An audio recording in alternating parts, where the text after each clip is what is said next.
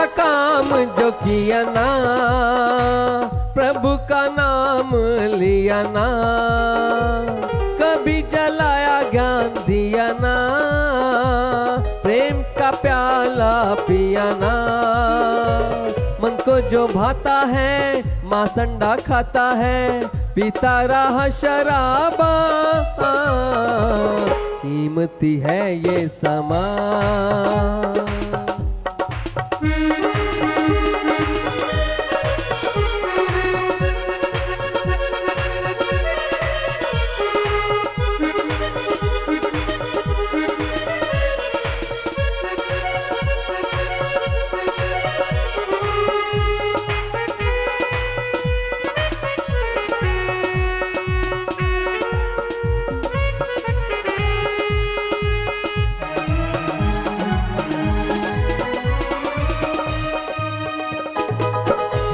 संगत में आए जा, वचनों पे अमल कमाए जा, प्रभु का नाम ध्याए जा, जीवन सफल बनाए जा। जप ले प्रभु का नाम, आए जो तेरे काम, साथी बने दो जहां, कीमती है ये समा।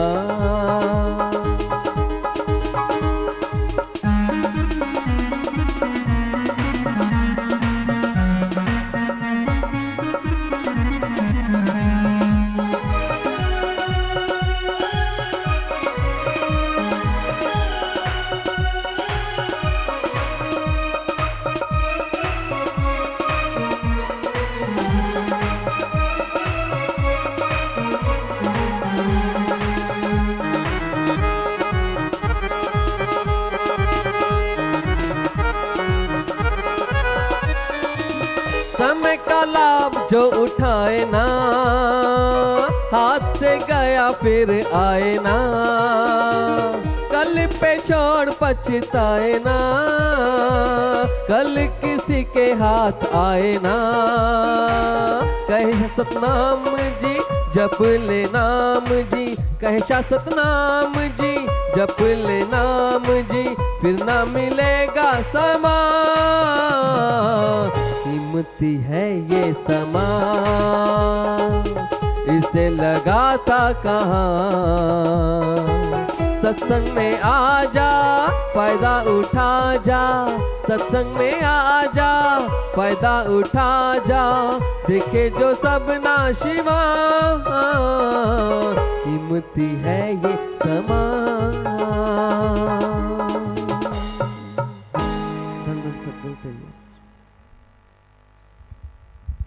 धन्य सतगुरु तेरा ही आसरा। जो भी बहने भाई खड़े हैं कृपया सभी बैठ जाएं, सभी से प्रार्थना है प्रेम से बैठ जाएं, और जो पंडाल से बाहर हैं आपसे भी प्रार्थना है आप जल्दी से सत्संग पंडाल में आ जाएं जी।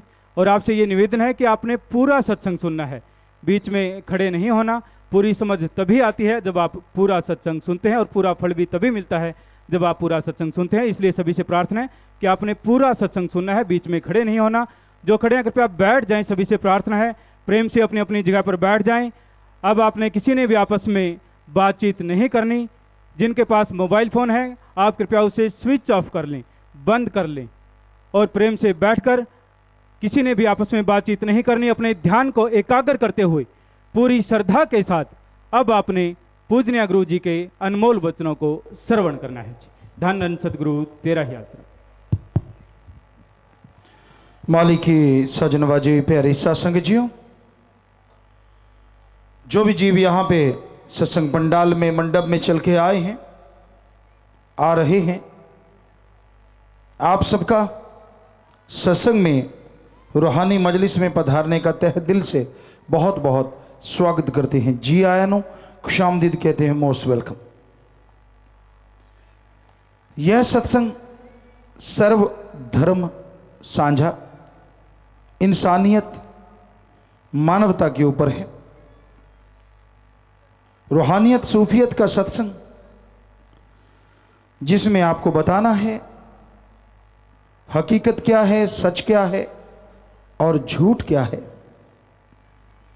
उस अल्लाह वाहिगुरु गौड़ खुदा ओम हरि राम की रीत क्या है और कुरीतियां क्या हैं, इंसानियत क्या है और इंसान करता क्या है, आपकी सेवा में अर्ज करेंगे। और आप लोगों से गुजारिश प्रार्थना है कि अगर आप कोई सवाल पूछना चाहते हैं तो आप 2 लाइनें लिख के भेज दीजिए किसी भी स्लिप पे, और आपके आसपास खड़े सेवादार को दे दीजिए। वो यहां माइक के पास आपकी स्लिप पहुंचाएंगे और यहीं से फिर आगे बताया जाएगा, उसका जवाब दिया जाएगा जी। तो आपसे गुजारिश है कि आप, कोई आपके अंदर इच्छा है, कुछ आप पूछना चाहते हैं, हम तो खाकसार आपके सेवादार हैं, जैसा भगवान ख्याल देंगे, अल्लाह राम ख्याल देंगे, वैसा आपकी सेवा में अर्ज कर देंगे। तो आज की सत्संग का जो भजन है, जिस पे आज का सत्संग होना है, वो भजन अजम है। सत्संग में आकर भाग्य बना, जीवन अपना सफल बना, जीवन अपना सफल बना। सत्संग किसे कहा जाता है? सत का मतलब है सच और संग का मतलब है साथ। दोनों को जोड़ें तो बनता है सत्संग। सच, जिसको आज हम कह सकते हैं सच था, सच है और सच ही रहेगा, ऐसा सच।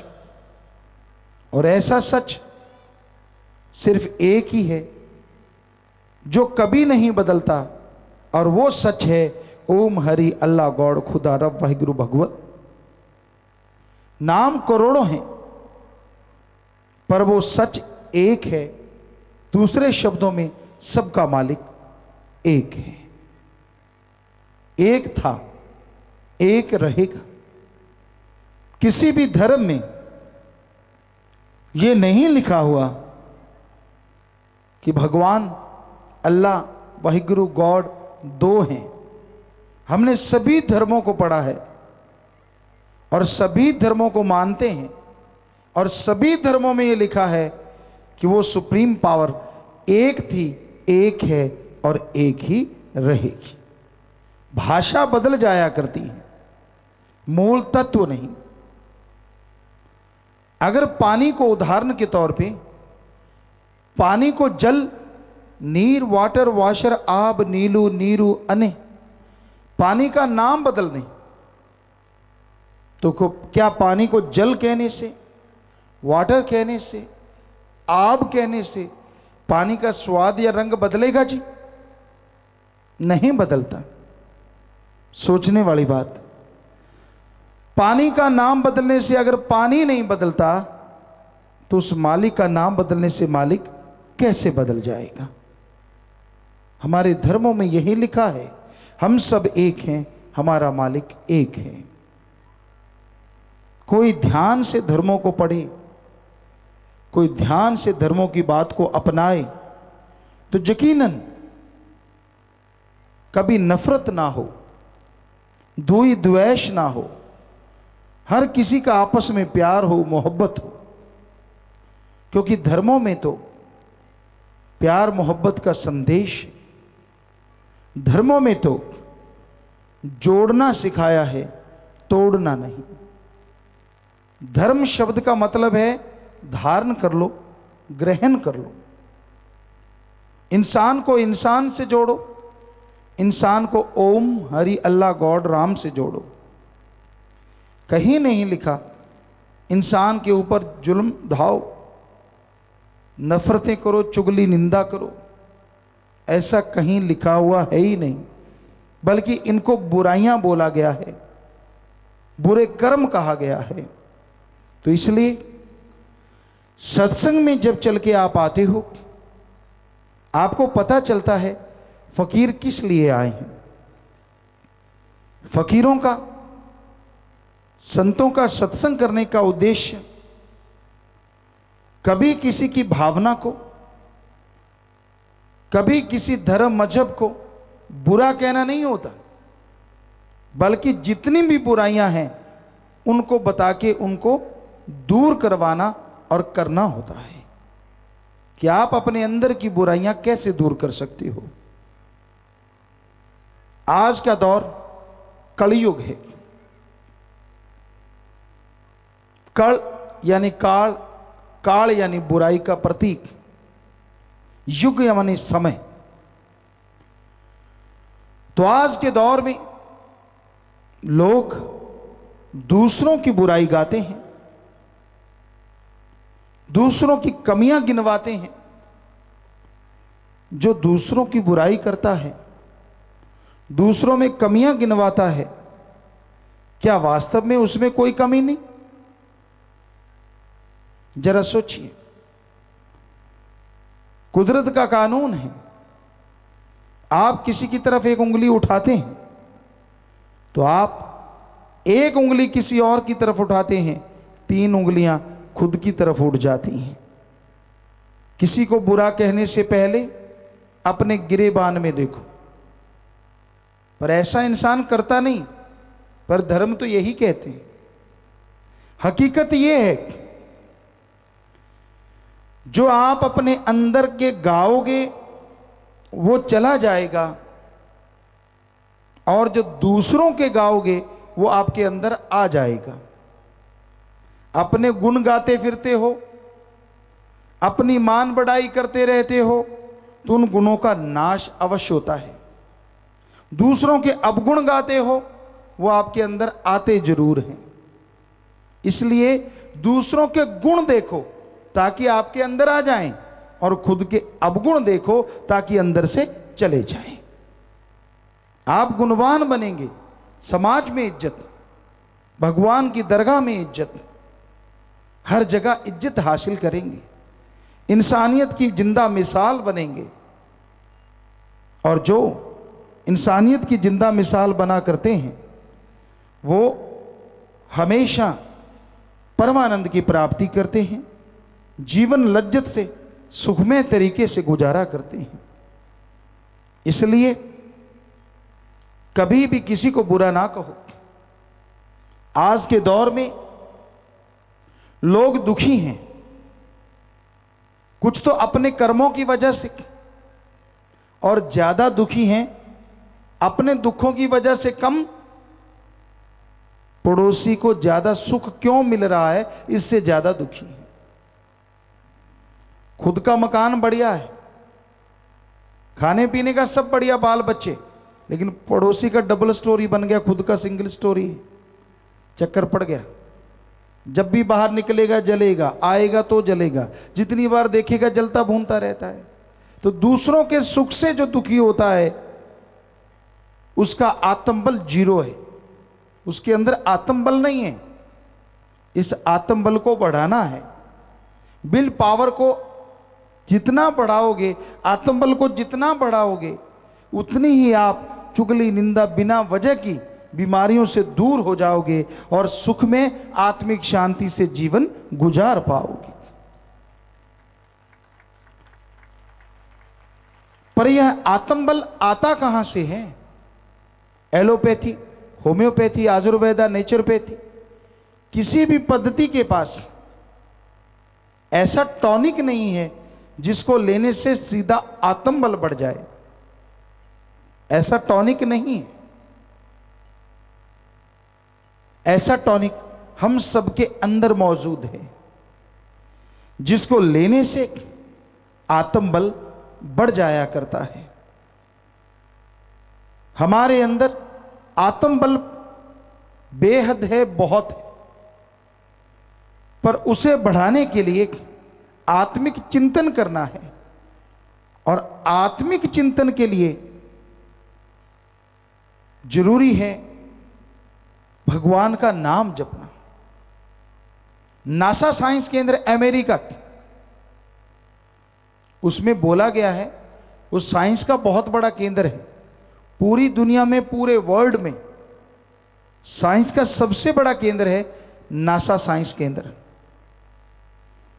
वहां के साइंटिस्ट भी ये मानने लगे हैं कि अगर आत्मबल बढ़ाना है, विल पावर बढ़ाना है, तो आप एक शब्द लीजिए, जैसे ओम हरि अल्लाह गॉड, और हो सके तो मॉर्निंग में आप घंटा 2 घंटे मेडिटेशन कीजिए, उन शब्द को लेके दोहराइए, ध्यान में बैठिए, तो विल पावर बढ़ेगा। हमारे वेदों में साफ साफ लिखा है कि आत्मबल बढ़ाना है तो गुरु मंत्र का जाप करो।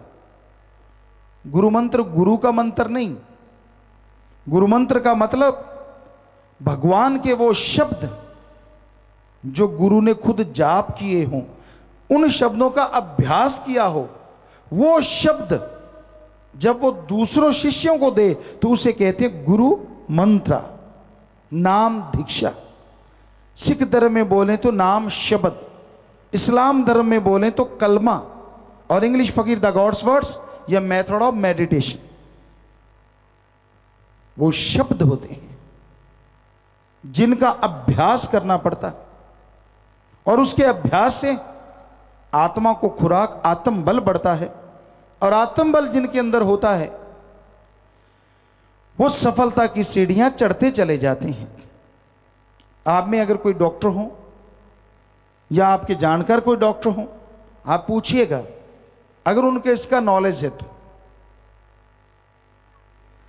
अगर आत्मबल अंदर से गिर जाए, आदमी को कोई बीमारी लगी है, आत्मबल गिर गया और ये लगने लगा कि मैं तो मरूंगा, तो जो दवा 100% काम करती है वो 10% काम करना शुरू कर देती है। अब मौत जैसी भयानक बीमारी हो, आत्मबल बुलंदियों पे हो कि नहीं मैं मरूंगा नहीं, कुछ नहीं होने वाला, तो जो 10% काम करती है दवा वो 100% काम करने लग जाती है और आदमी रोगग्रस्त से आजाद हो जाता है, रोग मुक्त हो जाता है। क्योंकि हमने साइंस पढ़ी है, हम नॉन मेडिकल के स्टूडेंट रहे, जितना पढ़ पाए कम पढ़ पाए, गुरुजी ने हमें बुलाया, और जब बुलाया तो ये बोला कि सभी धर्मों को पढ़ो, तो उनके हुक्म से हमने साइंस के नजरिए से हमारे पवित्र धर्मों को, जैसे हिंदू धर्म के पवित्र वेद, गीता, रामायण, महाभारता, जिसे 5वां वेद भी कहा जाता है, सिख धर्म की पवित्र गुरबाणी, इस्लाम धर्म की पवित्र कुरान शरीफ, कुरान मजीद, और ईसाई धर्म की पवित्र बाइबल, शेख फरीद, नामदेव, धन्ना भगत, रविदास, कबीर जी, पढ़ते गए, जितनी भी वाणी सामने आती गई, और हमने जो नतीजे निकाले हैं, प्रैक्टिकली मेथड ऑफ मेडिटेशन किया है, वही आपकी सेवा में अर्ज करने आए हैं। आप माने आपका भला हो, ना माने फकीर तो भला ही मांगते हैं, पर अगर आप कर्म अच्छे नहीं करेंगे तो फल अच्छा नहीं मिलेगा।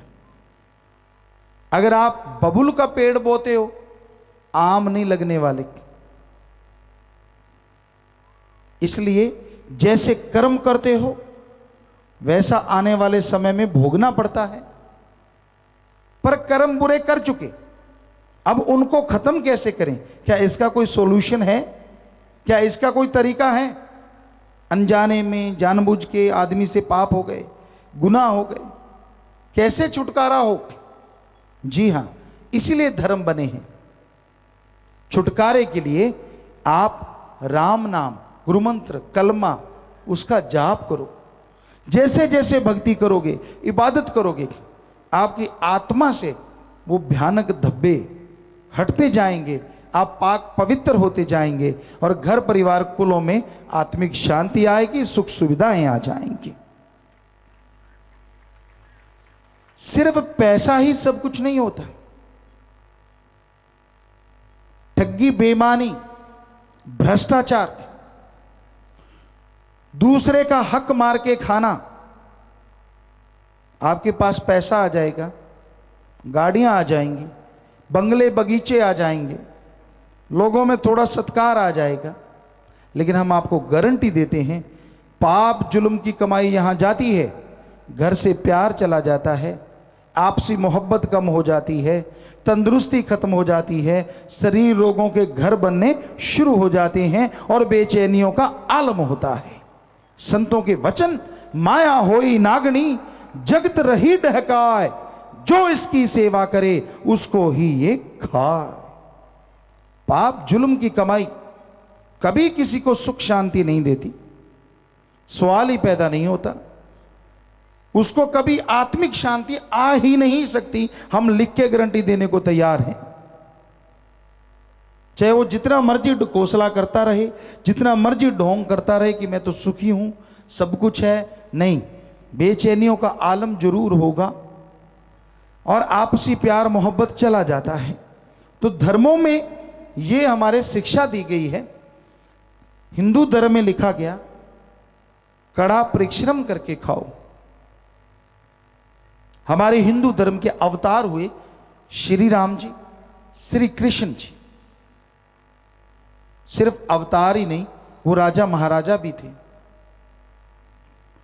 पर बचपन में जब वो गुरुकुल में पढ़ा करते थे तो उन्होंने गुरुकुल की जमीन जायदाद में खेतीबाड़ी की, गऊओं को चराया, वन से लकड़ियां बींद के लाए, गुरु मां के लिए, सबके लिए खाना बनाया। इसलिए उन्होंने लिखा हिंदू धर्म में कि हे हिंदू धर्म के लोगों, कर्म जोगी बनो और ज्ञान जोगी बनो। कर्म जोगी यानी कर्म करके खाओ, कड़ा परिश्रम करके खाओ, और ज्ञान जोगी यानी प्रभु का सुमरन करो। इस्लाम धर्म के पैगंबर मोहम्मद साहब सारी जिंदगी उन्होंने करके खाया, इसलिए उन्होंने लिखा हक हलाल की रोजी रोटी खाओ और कलमा अता किया करो। ईसाई धर्म के पैगंबर ईसा मसीह सारी जिंदगी करके खाया, इसलिए उन्होंने लिखा हार्ड वर्क करो और गॉड्स प्रेयर किया करो। सिख धर्म के 10 गुरु साहबान सारा जिंदगी करके खाया, इसलिए उन्होंने लिखा दसा नवांदी किरत करो और वाहिगुरु का नाम जपो। हमारे धर्मों में एक ही शिक्षा है, भाषा अलग है, 99% एक ही बात कही गई है जो हमने पढ़ा। इंसान उन बातों को समझता नहीं, इसलिए नफरतें पैदा हो जाती हैं। धर्मों में तो लिखा ही नहीं कहीं लड़ो। किसी धर्म में बता दीजिए लिखा हो कि लड़ाई करो, किसी धर्म में लिखा हो निंदा करो, दूसरों की बुराई गाओ। हिंदू धर्म में हमारे लिखा है पर निंदा 100 गौ घात समाना। अपने को छोड़ के किसी की भी आप निंदा करते हैं, एक ही पल में 100 गौ घात करने जितना पाप लगता है। धर्मों की बात सुना रहे हैं आप। सिख धर्म में लिखा है निंदा भली किसी की नाही, मनमुख मुग्ध करन, मुंह काले तिन निंदका, नरके घोर पवन। जो निंदा करते हैं, दूसरों की बुराइयां करते हैं, असल में वो खोखले होते हैं। यहां भी कोई उन्हें पूछता नहीं और नरकों में वो ठोकरें खाते रहते हैं। इस्लाम धर्म में लिखा है फजूल की बहसबाजी से बचो। इतना समय अल्लाह की इबादत में लगा दो तो उसका रहमो करम मूसलाधार बरसता आपको नजर आ जाए। और यही ईसाई धर्म में लिखा हुआ है कि फजूल की बहस में ना पड़ो, दूसरों की देखने की बजाय अपनी कमियां दूर करो तो गॉड्स की जो रहमत है वो कृपा आप पे बरसेगी। तो धर्मों में गलत नहीं, इंसान की सोच गलत हो जाती है। हम एक शेर कहा करते हैं जिसको हमने एक सॉन्ग बना के, एक शब्द, एक भजन बना के भी गाया, पूरी दुनिया में उसको बहुत पसंद किया गया। तो शेर के रूप में आपको वो बात कहते हैं, ना हिंदू बुरा है ना ही सिख ईसाई मुसलमान बुरा है। ध्यान से सुनिएगा, ना हिंदू बुरा है ना ही सिख ईसाई मुसलमान बुरा है, अरे बुराई पे उतर आए वो इंसान बुरा है। धर्म बुरे नहीं होते। किसी भी धर्म का पहनावा पहन के अगर कोई बुरे कर्म करने लग जाए तो वो आदमी बुरा होता है। धर्मों में किसी में बुरा नहीं लिखा हुआ। पर आदमी तो यही सोचता है ना, किसी धर्म का पहनावा पहन के कोई बुरे कर्म करने लग जाए तो सोचेगा ये धर्म बुरा है। ये गलत है सोच। एक छोटा सा उदाहरण और आपको देना चाहेंगे। हमारे किसी धर्म में नहीं लिखा नशा करो। आप में कोई विद्वान हो तो हमें जरूर बताना किस धर्म में लिखा हुआ है नशा करो। हमारे वेदों में साफ स्पष्ट किया गया है नशा राक्षसों का खाना पीना है, इंसान के लिए नहीं है। इंसान खाएगा पिएगा तो घर में बेचैनियां परेशानियां और शरीर राक्षसी घर बन जाएगा। बात बात पे तुणक मिजाज, गुस्सा आ जाना, झगड़े कर लेना, बात बात पे असहन शक्ति पैदा हो जाती है, असहनीय हो जाती है आम बातें भी। तो इसलिए नशा नहीं करना चाहिए। इस्लाम धर्म में लिखा है शर प्लस आब। शर माने शैतान उर्दू फारसी में, आब माने पानी। अल्लाह की इबादत करने वालों शराब शैतान का पानी है, पीना मत, वरना की गई इबादत खाक में मिलेगी। नशे खाना है शैतानों का, खाना मत। सिख धर्म में लिखा है पोस्त पंग अफीम मद, नशा उतर जाए प्रभात, नाम खुमारी नानका चढ़ी रहे दिन रात। पोस्त भांग अफीम शराब, सुबह का शाम, शाम का सुबह उतर जाता है। अरे नशा करना है तो ओम हरि अल्लाह गॉड खुदा वाहिगुरु ईश्वर के नाम का करो। अगर एक बार चढ़ गया तो दोनों जहान में नहीं उतरेगा, अंदर सुरूर होगा और चेहरे पे नूर होगा। तो हिंदू धर्म में, इस्लाम धर्म में, सिख धर्म में और ईसाई धर्म में नशा मना है। बुरा ना मानिएगा, आपके शहर में इसी धर्म के लोग रहते होंगे, फिर भी ठेके खुले हुए हैं, तो बताओ उन पे कौन जाता है? हिंदू तो जाता नहीं होगा, मुस्लिम भी नहीं जाता होगा, सिख ईसाई भी नहीं जाता होगा, तो फिर क्या पशु जाते हैं शराब पीने वहां? बुरा ना मानना, आपसे पहले हाथ जोड़ के विनती कर रहे हैं। अगर जाते हैं तो उनका धर्म कौन सा है जरा बताइए, इतना बता दीजिए। आप किस धर्म को मानते हैं जो जाके शराब पीते हैं? क्योंकि इन चारों धर्मों में तो शराब को महापाप माना गया, हिंदू मुस्लिम सिख ईसाई। असल में सभी धर्मों के लोग नहीं पीने वाले भी हैं और पीने वाले भी, सिर्फ दिखावा करते हैं। जो पीते हैं वो धर्म का दिखावा करते हैं, धर्म को मानते नहीं, धर्म को बदनाम करते हैं। सच्ची बात कड़वी जरूर लगती है पर है ये सच। वरना बता दीजिए किस धर्म में लिखा है कि रोटी के बाद 2 ढक्कन पी लिया करो घर में चुपके चुपके? कहां लिखा हुआ है बताइए? धर्मों में तो मना है। तो संतों की बात कड़वी होती है लेकिन होती सच। यही धर्मों में सच्चाई है, लोग मानते नहीं। तो नशे बर्बादी का घर है। हमारे धर्मों में लिखा था कलयुग में कर्म धर्म नहीं कोई, कलु का जन्म चंडाल के होए। कि ऐसा टाइम आएगा लोग धर्म का नकाब यानी दिखावा तो किया करेंगे, पर धर्म के कर्मों को मानने वाला कोई कोई होगा।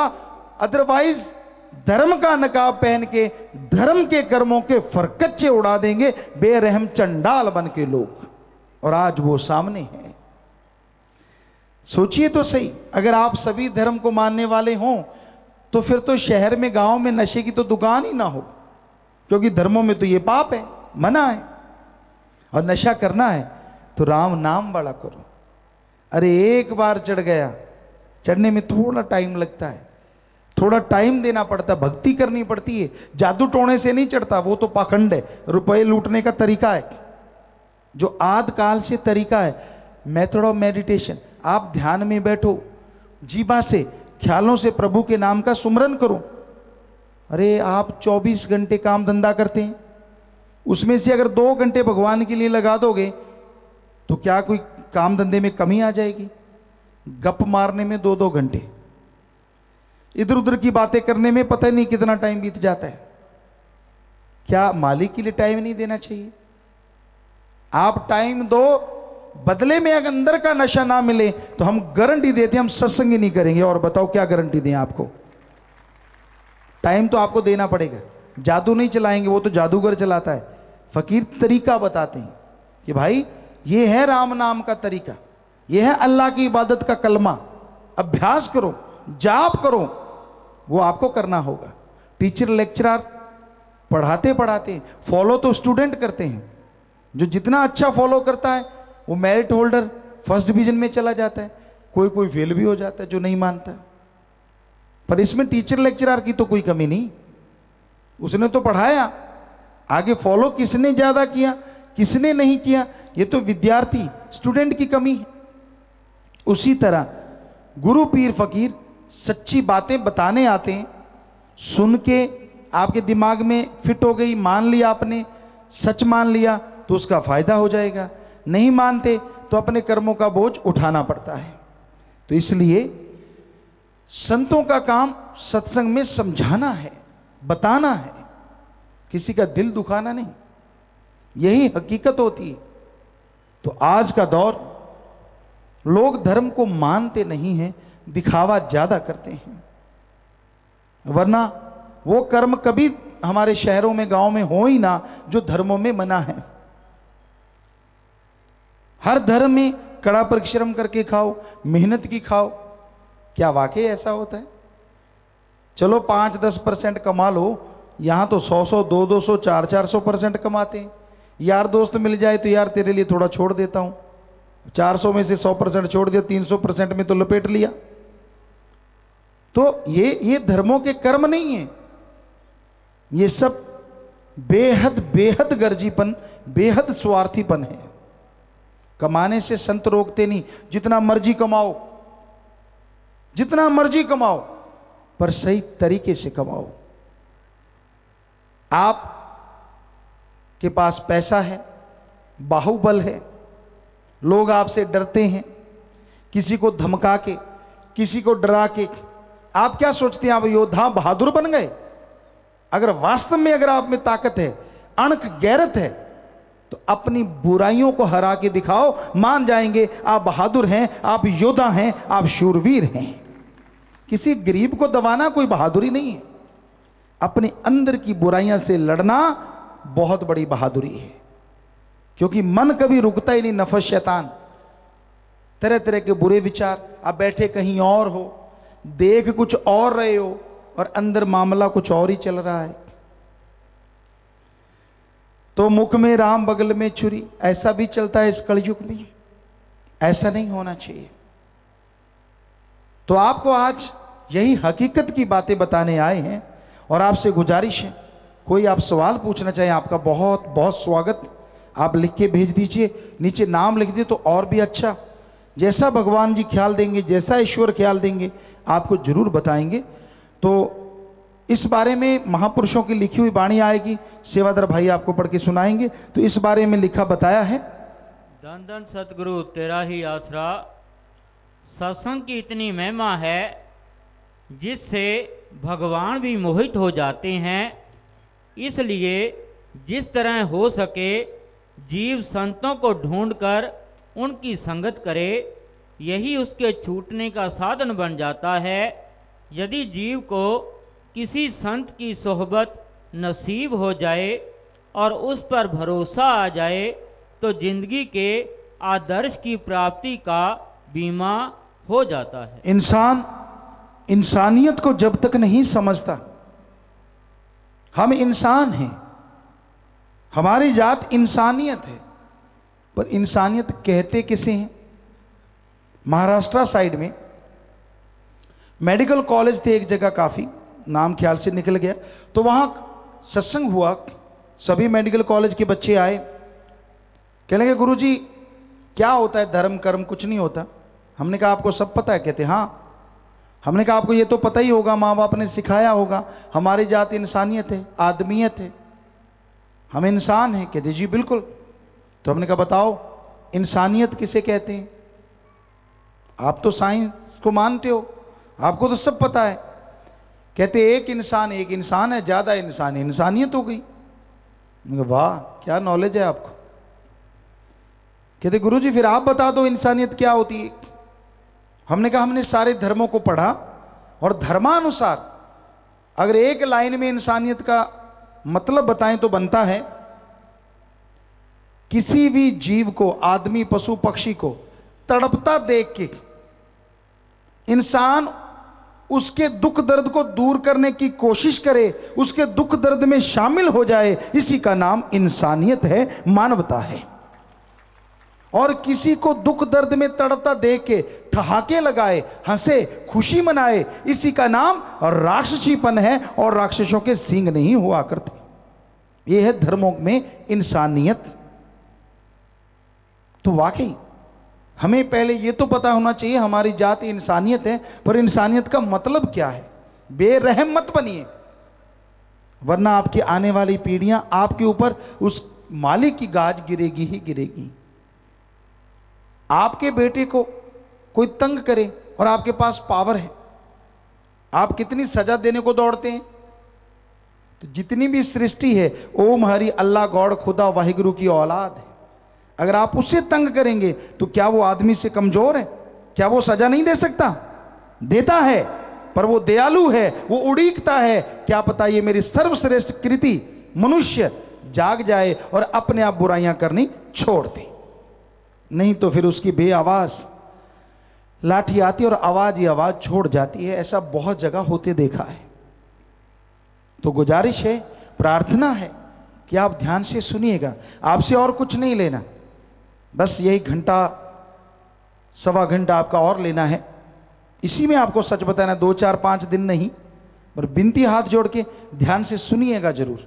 और आपके अंदर अगर कोई सवालात आता है तो पूछिएगा जरूर, लिख के भेज दीजिएगा। तो साथ साथ भजन चलेगा और भजन के बाद आपको फिर से बताएंगे। हाँ जी, चलिए भाई।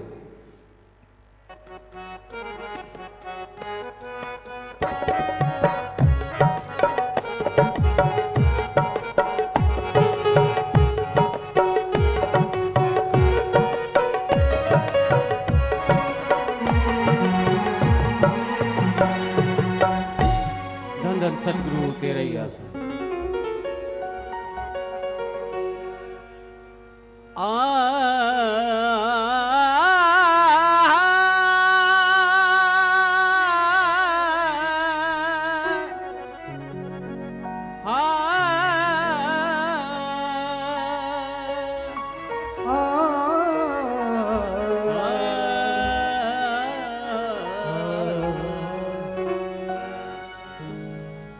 संगत करिए साध की साहिब आवे या, संगत करिए साध की साहिब आवे या, लेखे में साई घड़ी बाकी बाद सब कर्मों से ऊंचा सत्संग संत सभी फरमाते हैं।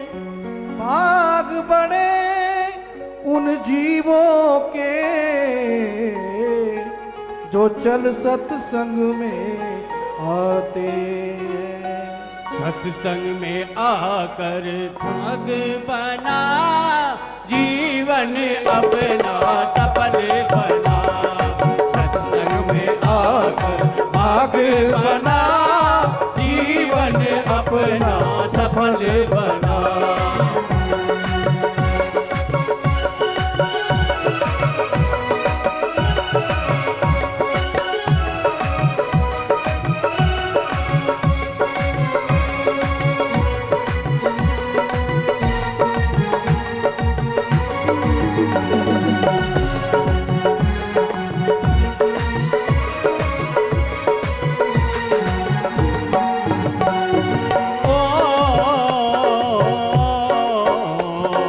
सत्संग में चलकर जो जीव आए,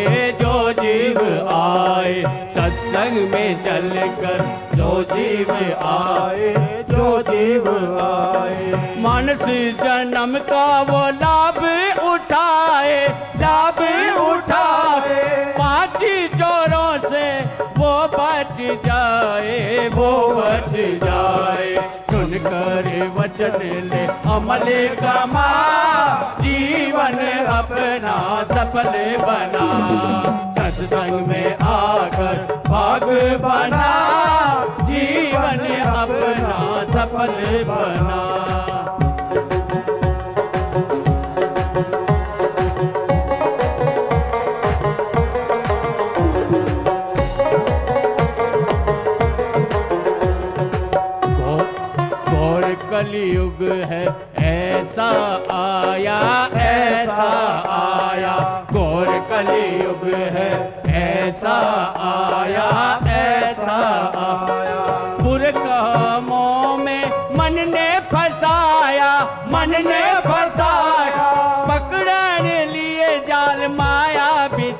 जाल माया बिछाया, ऋषियों का जोग दिया है पाप, जीवन अपना सफल बना, सत्संग में आकर भाग बना, जीवन अपना सफल बना।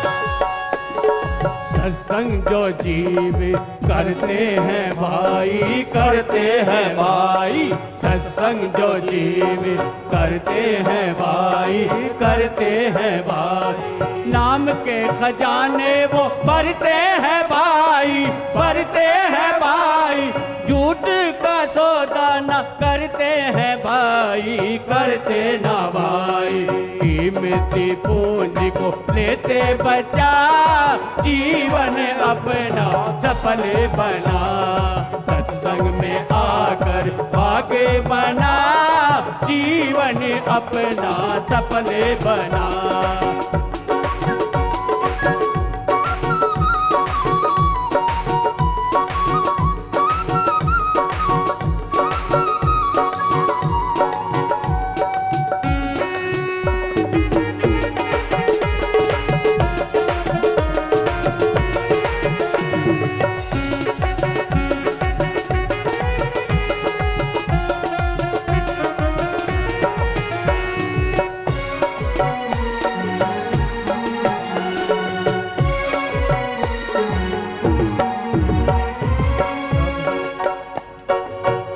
मिलने का यही बड़ा साधन, यही बड़ा साधन, प्रभु मिलने का यही बड़ा साधन, यही बड़ा साधन, नाश रहित एक नाम की ही धन, नाम का ही धन, अंदर हो रही सुन नाम की धुन, सुन नाम की धुन, सतलोक से जो रही है जीवन अपना सफल बना, सत्संग में आकर भाग बना, जीवन अपना सफल बना।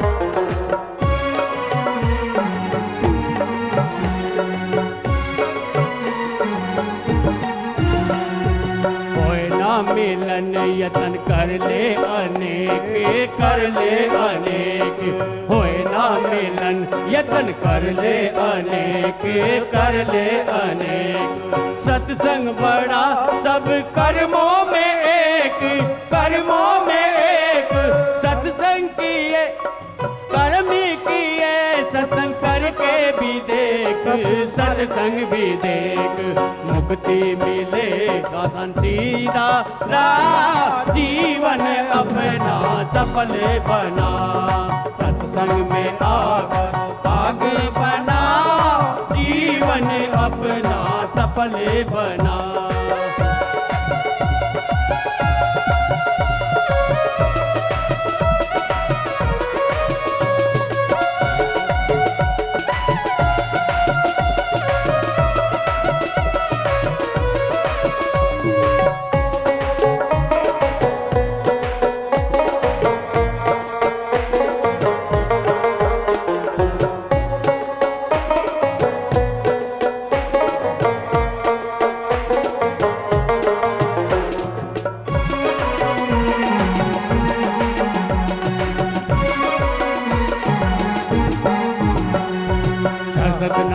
सेवा झूठी निभाई, झूठी निभाई।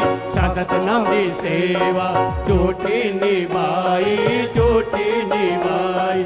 सच्ची बात जो दी है बताई, दी है बताई। समझे या मान तेरी मर्जी है भाई, तेरी मर्जी है भाई। थोड़े सत्संग के लिए है बता, जीवन अपना सफल बना। सत्संग में आकर भाग्य बना, जीवन अपना सफल बना। सत्संग में आकर भाग्य बना, जीवन अपना सफल बना। हो जीवन अपना सफल बना, हो जीवन अपना सफल बना। धन धन सद्गुरु तेरे दया से। भजन के शुरुआत में आया, सत्संग में चलकर जो जीव आए, मनुष्य जन्म का वो लाभ उठाए। 5 चोरों से वो बच जाए, सुनकर बचन ले अमल कमा। 5 चोर कौन से हैं? काम वासना, क्रोध, लोभ, मोह और अहंकार।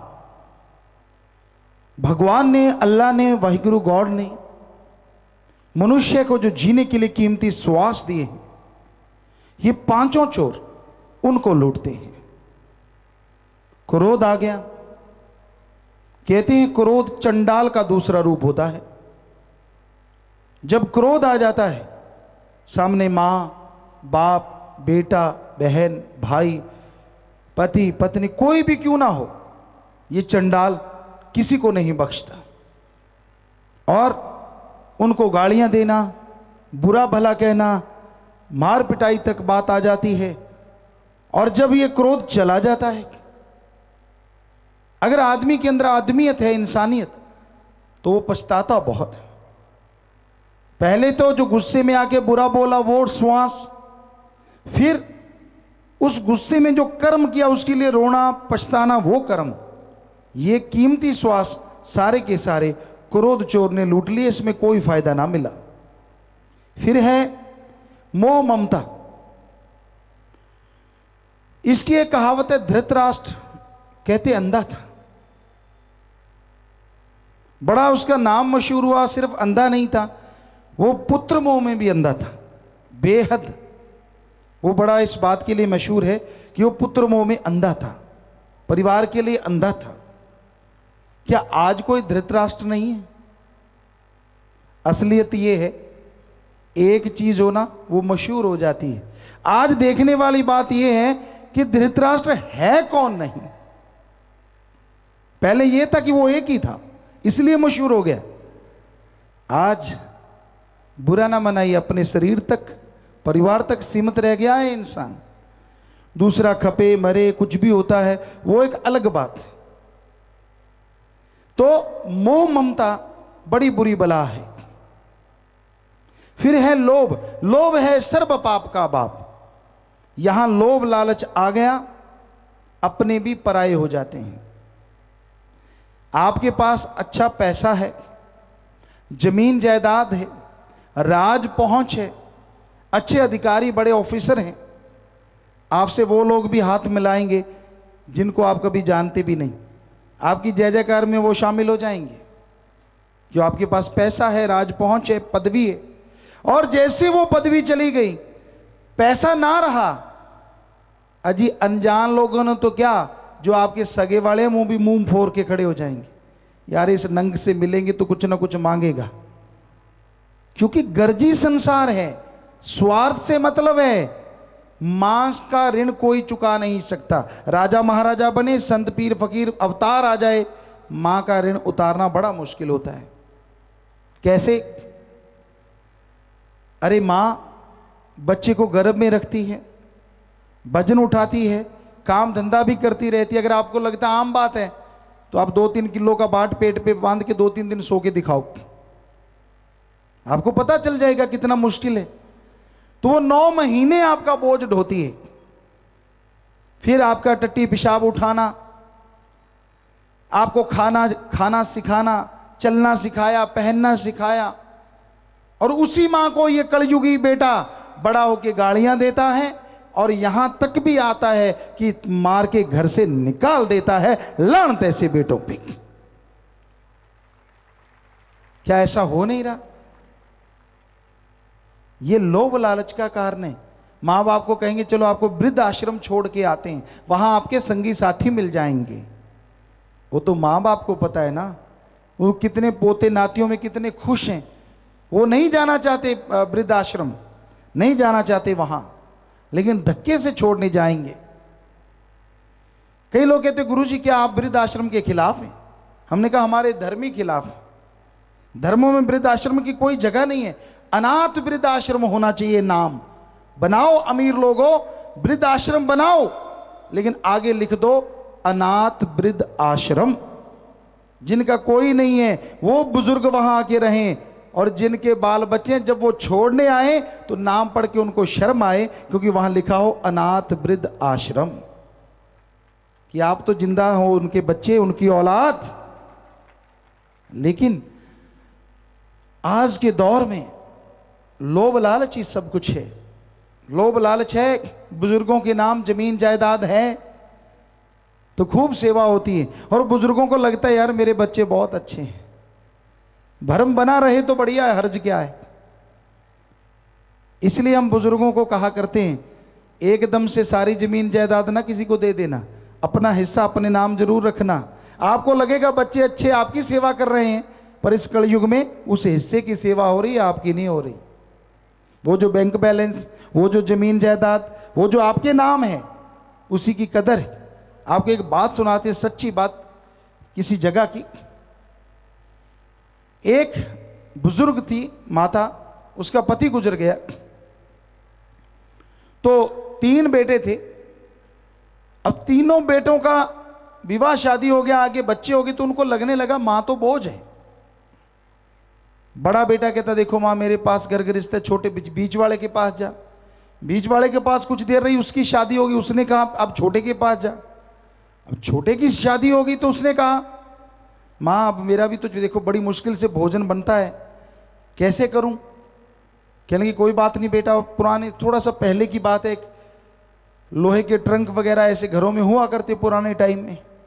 उसने वो ट्रंक उठाया कि चलो मेरा गुरु है, मैं तो वहीं चली जाती हूँ, सत्संग सुन लिया करूंगी, सेवा कर लिया करूंगी। वो जा रही थी, रास्ते में गुरु मिल गए। कहने लगे आप किधर चले बेटा? कहने लगे ऐसे ऐसे मेरे बेटों ने मेरे साथ किया। कहते बात ही कुछ नहीं। उन्होंने बुजुर्गों के कान में कोई बात कही, बुजुर्ग वापिस आ गई, शोर मचाया, बच्चों को इकट्ठा कर लिया। कहने लगी मैं तो जा रही थी, पर मेरे गुरुजी मिले और उन्होंने कहा कि तू जब भक्ति करने ही जा रही है तो जो तेरे पास सामान है ये अपने बच्चों में दे दे। बच्चे अनमने से मन से सारे बाहर आ गए। कहते क्या सामान होगा बुढ़िया के पास? उसने वो जो लोहे का ट्रंक था उसको ऐसे ऐसे बजाया, आवाजें आने लगी। कहने लगी और तो कुछ नहीं है, मेरे पुराने टाइम के आपके पिता ने सोने की कुछ अशर्फियां दी थी, तो वो मैंने संभाल के रख ली, बुरे टाइम में काम आ जाएंगी। मेरे ट्रंक में वो हैं। अब तो बड़ा बेटा बाहां खींचे मेरे घर आ, बीच वाला बाहां खींचे मेरे घर आ, छोटा बाहां खींचे मेरे घर आ, चक्कर पड़ गया। बुजुर्ग माता कहने लगी भाई ऐसे तो मुझे मार डालोगे आप, खींच खींच के बारी बांध लेती हूं, महीना उनके महीना उनके महीना उनके, मैं नहीं जाती चलो सत्संगों में। कहते हाँ हाँ मत जा। अब पहले बेटे के घर रही, खूब सेवा करी उन्होंने, और निगाह भी रखी कि कब बुढ़िया इधर उधर हो ट्रंक छीन लें। पर गुरु ने बताया था ट्रंक का सिराना लगा के सोना, नहाने जाओ तो ट्रंक साथ लेके जाना। दांव ही नहीं चला, जोर लगा लिया। खूब सेवा, कहां तो सूखी रोटी दिया करते थे घर की बची कुची, और कहां अपनी बुजुर्ग माता को सबसे पहले भोजन, कभी हलवा कभी कुछ। बुजुर्ग खुश हो गए, कहते माता कितनी सेवा की? कहने लगे हाँ बहुत अच्छी की बेटा आपने। दिल में सोचे मेरी थोड़े की है, इस ट्रंक की सेवा हो रही है। बीच वाले के पास उसने उससे ज्यादा सेवा की, छोटे के पास की उसने उससे ज्यादा सेवा की। करते करते वो दिन भी आ गया जो सब पे आता है। बुढ़िया को, उस बुजुर्ग माता को लगा कि उसने जाना है, अब बुलावा आ गया। उसने सबको इकट्ठा कर लिया, कह लेंगे भाई मैं तो मरूंगी, राम नाम जपती हूं, पता चल गया कल को मैंने जाना है, आज शाम को चली जाऊंगी 2-4 घंटे के बाद। तो इसमें जो है मैं आपको बता दूं, आपको दे दूं, तो सारे कहें मुझे दे मां, मुझे दे मां। कहने कि बेटा आपने एक बात बता दूं, मेरी सेवा नहीं की, आपने इस ट्रंक और ट्रंक की अशरफियों की सेवा की है। सब ने गर्दन नीची कर ली। कहती मेरी करते होते तो जब इसका पता नहीं था तब तो मुझे घर से निकाल दिया तीनों ने। आपने इस ट्रंक की सेवा की क्योंकि अब मैंने 2-3 घंटे के बाद मर जाना है। लो मैं ट्रंक खोलती हूं, सब बांट लेना। ट्रंक खोल दिया, उसमें कंकड़ थे, कुछ भी नहीं था। कहती बांट लो जिसने जितने लेने, मारो सिर पे। ये तो हाल है आज के कलयुग का। बुजुर्गों के नाम अच्छी जायदाद है, अच्छी पेंशन वगैरह आती है या अच्छे पैसे हैं तो हर कोई सत्कार करता है, समझदार तो करेगा ही, यार ये अपने साथ रहे तो बढ़िया है, इसका हिस्सा अपने को ही आएगा। तो इतना है लोभ लालच। आपको बता रहे थे क्रोध, मोह, लोभ, अहंकार। फिर आता है अहंकार, किसी को ऊंची जात का, किसी को ऊंचे धर्म का, किसी को राज पहुंच का, किसी को धन दौलत का, किसी को औलाद का, और किसी को मन का सूक्ष्म अहंकार कि भगवान ने अकल तो मुझे दी है, बाकी सब तो पैदल घूम रहे हैं। अलग अलग अहंकार की तरीके हैं और अहंकार को हमेशा मार पड़ती आई। जिसको अहंकार होता है कभी भी समाज में या भगवान की दरगाह में उसको खुशियां हासिल नहीं हुआ करती। अहंकार किस बात का? रावण से बड़ा आज तक कोई साइंटिस्ट नहीं हुआ। हमने उसको वैज्ञानिक दृष्टिकोण से पढ़ा है, हमारी पवित्र रामायण को। रावण के कंधे पे एटम परमाणु टिका रहता था। वो सूरज की रोशनी के साथ साथ चंद्रमा की रोशनी से भी खाना बना लेता था। वो जब चाहता बरसात करवा लेता था और सफल क्लोन ज्ञाता था। खुद के तो 3 या 5 ही बच्चे थे रावण के, बाकी सब क्लोन से बनाए थे 1 लाख, और आगे उसके 1.25 लाख बच्चे थे, इसलिए वो सफल क्लोन ज्ञाता था और पंडित कहलाता था धर्म के अनुसार, क्योंकि 4 वेदों का टीकाकार पंडित था। संगीत में किसी ने किया हमारे वेदों को तो वो रावण ने किया, संगीत में तुकबंदी और उसकी व्याख्या भी की, इसलिए टीकाकार पंडित कहलाता था। इतना बड़ा साइंटिस्ट, इतना बड़ा धर्म का ज्ञाता, पर उसने बुरा कर्म किया। अज्ञानता में कह लीजिए या अहंकार में सीता जी को उठाया तो 1 लख पूत 1.25 लाख नाती, तेरा वनगर दिया ना बाती। अहंकार किस बात का? सोना चांदी उसके लिए आम बात थी। उसके तो नौकर भी सोने के मकान में रहते थे, गोल्ड के। सोचिए कितना धन होगा उसके पास। तो अहंकार मत करो। दीनता, नम्रता, दीनता, नम्रता, इंसानियत को जिंदा रखो, क्योंकि दीनता, नम्रता ही इंसान को सबसे बड़ा बनाती है। अहंकार हमेशा इंसान को खत्म करता है और भगवान के रास्ते में अहंकार बिल्कुल नहीं चाहिए। हमारे धर्म में चाखा चाहे प्रेम रस, राखा चाहे मान, चाखा चाहे प्रेम रस, राखा चाहे मान, एक म्यान में 2 खड्ग, देखा सुना न कान। जैसे एक म्यान में 2 तलवार नहीं आती, वैसे एक शरीर में अहंकार और प्रभु का प्यार इकट्ठे नहीं रहते। यहां भगवान है, प्रभु का प्यार है, वहां अहंकार नहीं, और यहां अहंकार है, वहां प्रभु का प्यार नहीं। ये हमारे धर्मों की बात। तो काम वासना 5 चोरों में सबसे घातक भी है आज के दौर में। लोग कामी कीड़े बन गए। काम वासना, भोग विलास, इसके चलते हमारे धर्मों में ये लिखा तो था पर किसी को यकीन नहीं आता था। एक दौर ऐसा आएगा, रिश्ते नाते लगभग खत्म हो जाएंगे, नाम के रह जाएंगे, रिश्ता नाता रह जाएगा स्त्री और पुरुष का। लोग पशु बन जाएंगे, रिश्ते नातों की कोई महत्ता नहीं रहेगी। और आज काम वासना में अंधे लोगों के लिए कामी कीड़े जो बन जाते हैं, गंदगी के कीड़े जो हो जाते हैं, उनके लिए रिश्ते नाते कोई मायने नहीं रखते। उनकी निगाह हर समय बुराई ढूंढती रहती है, हर समय बुरा काम, बुरा ख्याल दिमाग में छाया रहता है। इसकी वजह से भी श्वास बर्बाद होते हैं, इंसान बर्बाद होते हैं। तो ये 5 चोर, काम, वासना, क्रोध, लोभ, मोह, अहंकार, इनके हेड हैं मन और माया। मन जो दिमाग को गलत, गंदे, बुरे, नेगेटिव विचार देता है, और आत्मा जो दिमाग को अच्छे, भले, पॉजिटिव विचार देता है। तो मन आदमी का रुकता नहीं, मन की स्पीड सबसे ज्यादा है। वैसे तो हवा की गति, प्रकाश की गति बहुत है, पर मन की गति सबसे ज्यादा है। आप एक पलक झपकते हैं आसमान में और अगली पलक झपकते हैं और रफ्तार में ले जाता है, इतनी स्पीड है। अब बैठे यहां है, मन आपका कहीं से कहीं आपको ले जाता है। तो मन बहुत ही भयानक है। श्री राम जी के गुरु हुए वशिष्ठ जी। वशिष्ठ जी ने बचपन में श्री राम जी को समझाते हुए बताया, हे राम, अगर कोई कहता है कि उसने सारी हिमालय पर्वतमाला को उठा लिया, हालांकि ये बात असंभव है, पर फिर भी एक पल के लिए मान लूंगा शायद किसी ने ऐसा कर लिया होगा। फिर वशिष्ठ जी कहने लगे कि हे राम, अगर कोई कहता है कि उसने सारे समुद्रों का पानी पी लिया, ये बात भी असंभव है, लेकिन एक पल के लिए मान लूंगा शायद किसी ने ऐसा कर लिया होगा। पर हे राम, अगर कोई कहता है कि उसने मन को जीत लिया, ये बात मैं कभी नहीं मानूंगा। वशिष्ठ जी बहुत बड़े ज्ञाता, बहुत बड़े विद्वान महर्षि हुए, श्री राम जी के गुरु। तो उन्होंने ये बातें कही। क्या मन जीता नहीं जा सकता?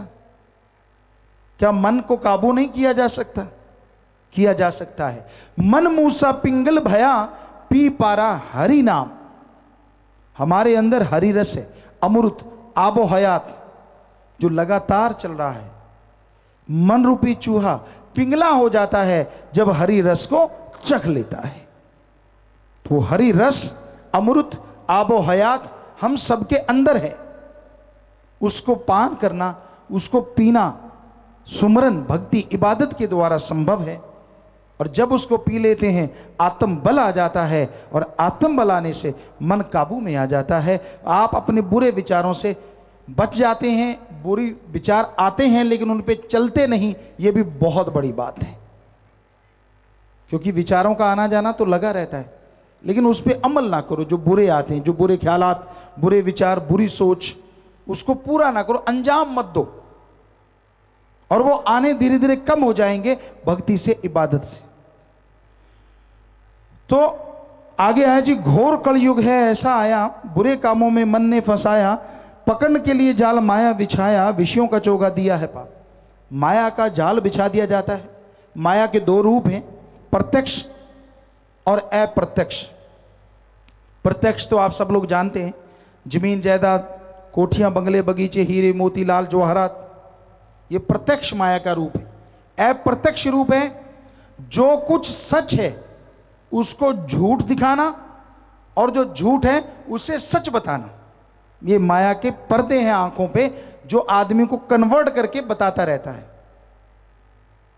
जैसे महाभारत में धर्मराज युधिष्ठिर से ये पूछा गया कि दुनिया में सबसे बड़ा अजूबा क्या है, आश्चर्यजनक बात। तो युधिष्ठिर ने जवाब दिया, आपको थोड़ा सीधे लफ्जों में बताते हैं अल्फाज। एक आदमी खड़ा हुआ देख रहा है, उससे बड़ी उम्र वाले मर रहे हैं, बराबर के मर रहे हैं, छोटी उम्र के मर रहे हैं, पर वो जीता इंसान ये बात कभी नहीं मानता कि उसने भी एक दिन मरना है। ये दुनिया का सबसे बड़ा अजूबा है, हकीकत है। क्या आपको ये पता नहीं है, ये जमीन जायदाद, कोठियां, बंगले, बगीचे, पैसा सब यहीं रह जाएगा, साथ जाने वाला नहीं है?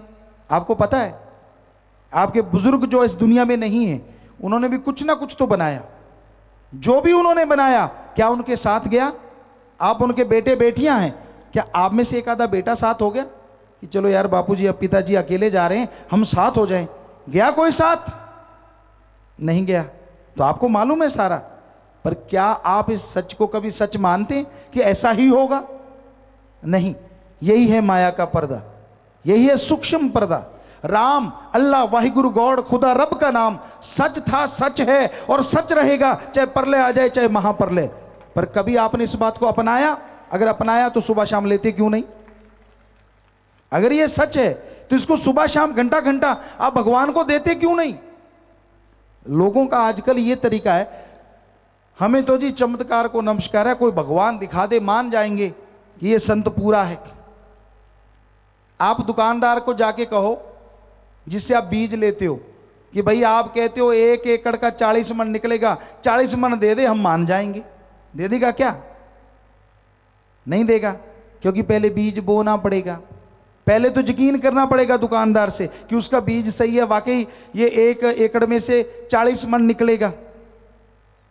फिर आपको बीज बोना पड़ेगा, फिर उसकी संभाल करनी पड़ेगी, फिर फसल कटेगी, फिर जाके निकालोगे, तोल लगेगा, तब पता चलेगा वाकई दुकानदार की कही बात सही है। आप डिग्रियां डिप्लोमे लिए बैठे हैं, क्या डिग्रियां डिप्लोमे जन्म के साथ ही लेके आए हो? नहीं, जिंदगी के 20-25 साल डिग्री डिप्लोमा लेने में लगे। तो जब आम पढ़ाई के लिए जिंदगी के 20-25 साल लगते हैं, तो क्या भगवान अल्लाह वाहिगुरु को पाने के लिए आप 25 महीने नहीं लगा सकते? बैठे बैठे कह देते भगवान है ही नहीं। ये कैसे हो सकता है? हम गारंटी देते हैं वो भगवान अल्लाह वाहिगुरु राम था, है और हमेशा रहेगा। पर उसको देखने के लिए जैसे आप पढ़ाई करते हैं, भक्ति करना पड़ेगा, सुमरन आपको करना पड़ेगा। कोई जादू टोना नहीं चलता, ये सब बकवास है, ये आपको लूटने के तरीके हैं। हकीकत ये है, अगर भक्ति खुद करोगे तो भगवान जी खुद आप पे कृपा करेंगे, आपको दर्शन देंगे। आपकी जगह अगर कोई कर सकते तो फकीर, लेकिन वो भी ऐसा नहीं कि आपके सारे कर्म काट देगा, क्योंकि जो कर्म करता है वही कर्मों को खत्म कर सकता है या भोग सकता है। खत्म करना है तो प्रभु अल्लाह राम का नाम। तो भक्ति कई होते हैं, हम तो पैसा दे देंगे, बना बनाया तवीज दे दे, हमें तावीज दे दोगे तो काम हो जाएगा। जरा सोचिए, कई कह देते मेरे घर में तावीज डाल दिए। पाखंड बहुत है हमारे समाज में। अरे भाई, किसी के घर में तावीज डालने से अगर किसी के घर का नुकसान होता है, ध्यान से सुनिएगा इलाका निवासियों, आपके यहां कोई ऐसा तावीज बनाने वाला है जो तावीज बना के देता है और किसी के घर में डालने से उसका नाश हो जाता है, तो फिर तो अपने माननीय राष्ट्रपति महोदय को बताएं कि जी क्यों सेना रख रखी है। ये आदमी तावीज बना के दे देगा, जिस देश का नाश करना है उस देश में हेलीकॉप्टर से तावीज डालाओ, बस स्वाहा स्वाहा, हो गया काम। इतने खर्चे होते हैं सेना में, इतना खर्चा होता है कोई तो बताओ, आए सामने जो बनाता है ऐसे तावीज।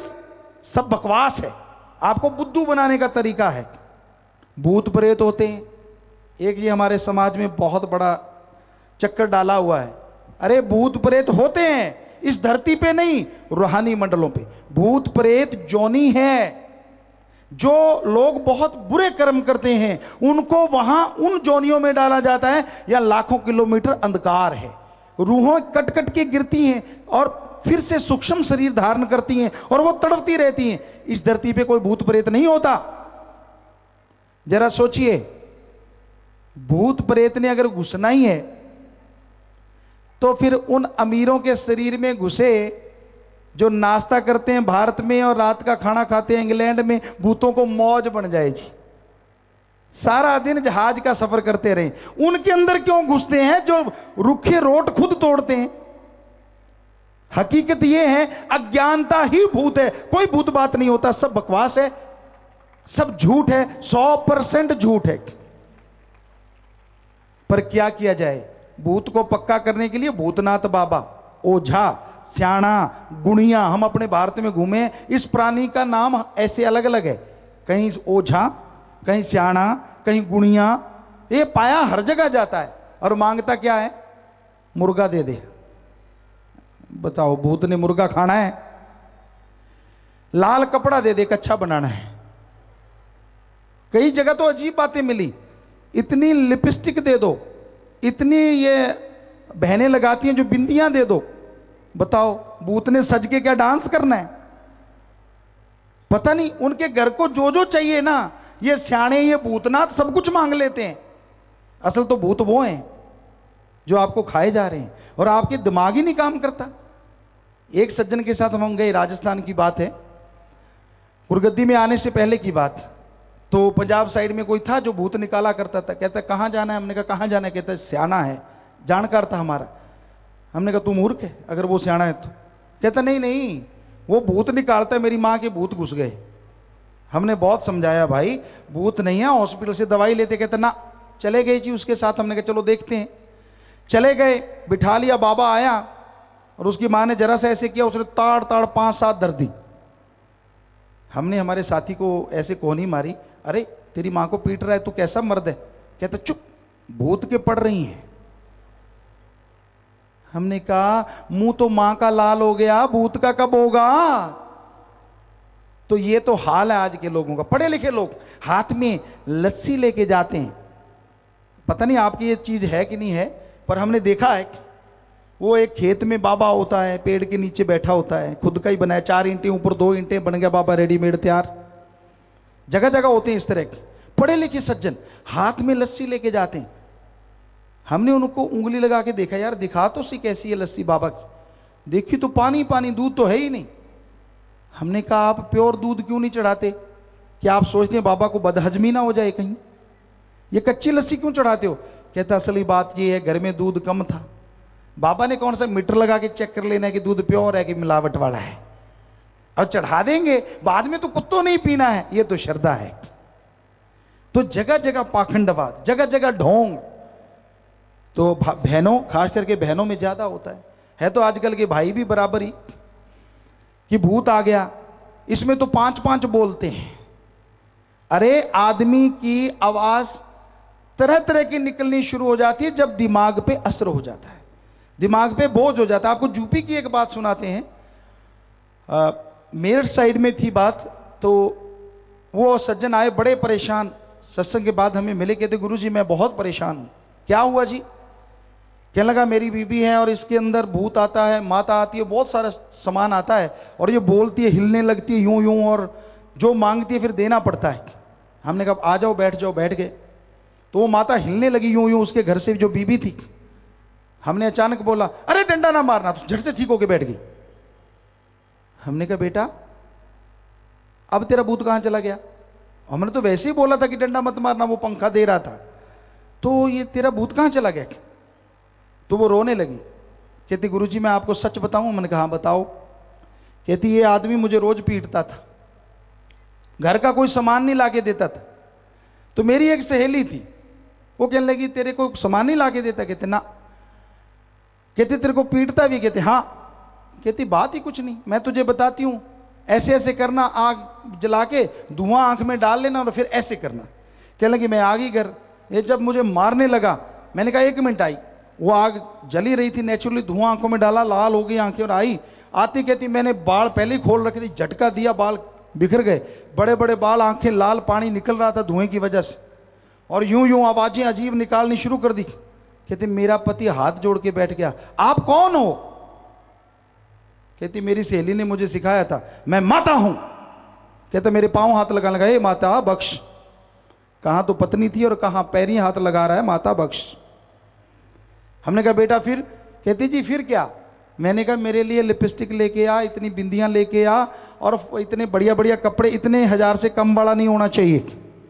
कैसे ऐसा दांव फिट बैठा गुरुजी, उस दिन से लेके आज दिन तक जब जरूरत पड़ती है मेरे अंदर माता आ जाती है, और जब जरूरत नहीं होती तो निकल जाती है।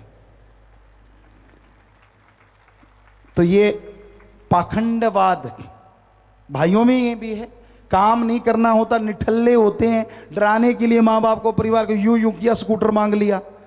हमें सुनने में आया कि यहाँ काफी देवी देवता आते हैं लोगों के अंदर। ये सारा झूठ है। आए सामने जो भी देवी देवता आता है सब झूठ है, दिमागी परेशानियां हैं, सब दिमाग पे बोझ होता है, इस वजह से ये होता है। हम आपको गारंटी देते हैं देवी देवता तो ऑलरेडी हमारे अंदर होते, आएंगे क्या?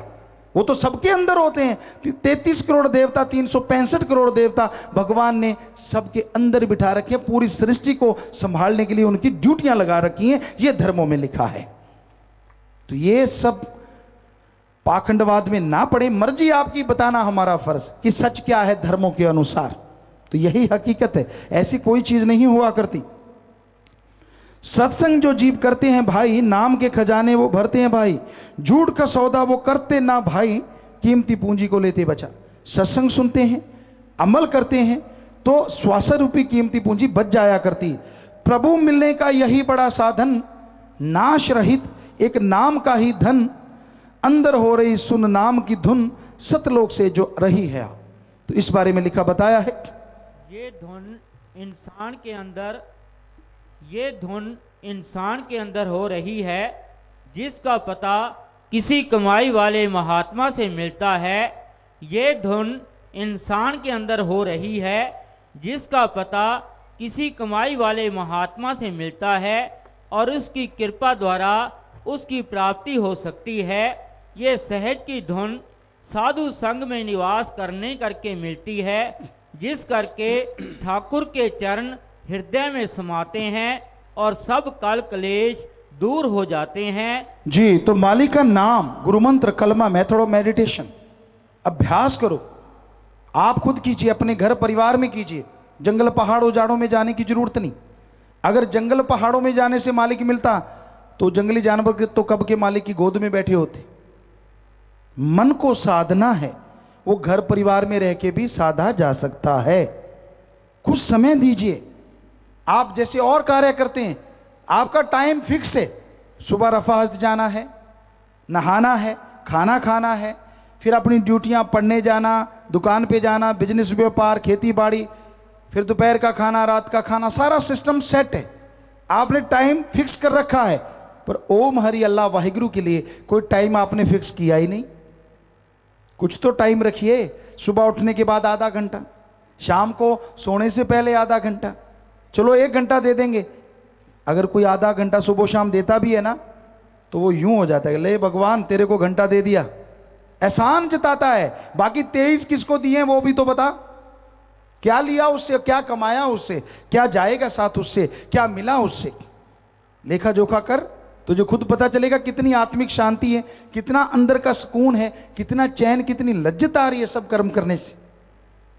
तो भाई हम आपको गारंटी देते हैं, आप आधा घंटा सुबह शाम या घंटा सुबह शाम अगर ओम हरि अल्लाह वाहिगुरु राम को सच्चे दिल से दोगे, तो ये हो नहीं सकता भगवान परमात्मा आपको खुशियां ना बख्शे, आपको तंदुरुस्ती ना बख्शे। पर टाइम तो देना ही पड़ेगा। ये नहीं कि आप जाते जाते चवन्नी फेंक ले, मालिक खिलौना है क्या। ठीक है, सजदा करना, नमस्कार करना हमारा फर्ज है।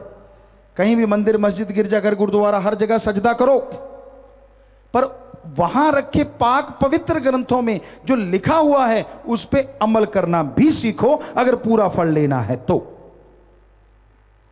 ये नहीं है लोग वहां जाते हैं, हाथ धो लिए, मुंह धो लिया, पैर धो लिया और गए, धोक मारी, सजदा किया, नमस्कार, माथा टेका, बाहर आए, फिर लोगों की जेब काटनी शुरू।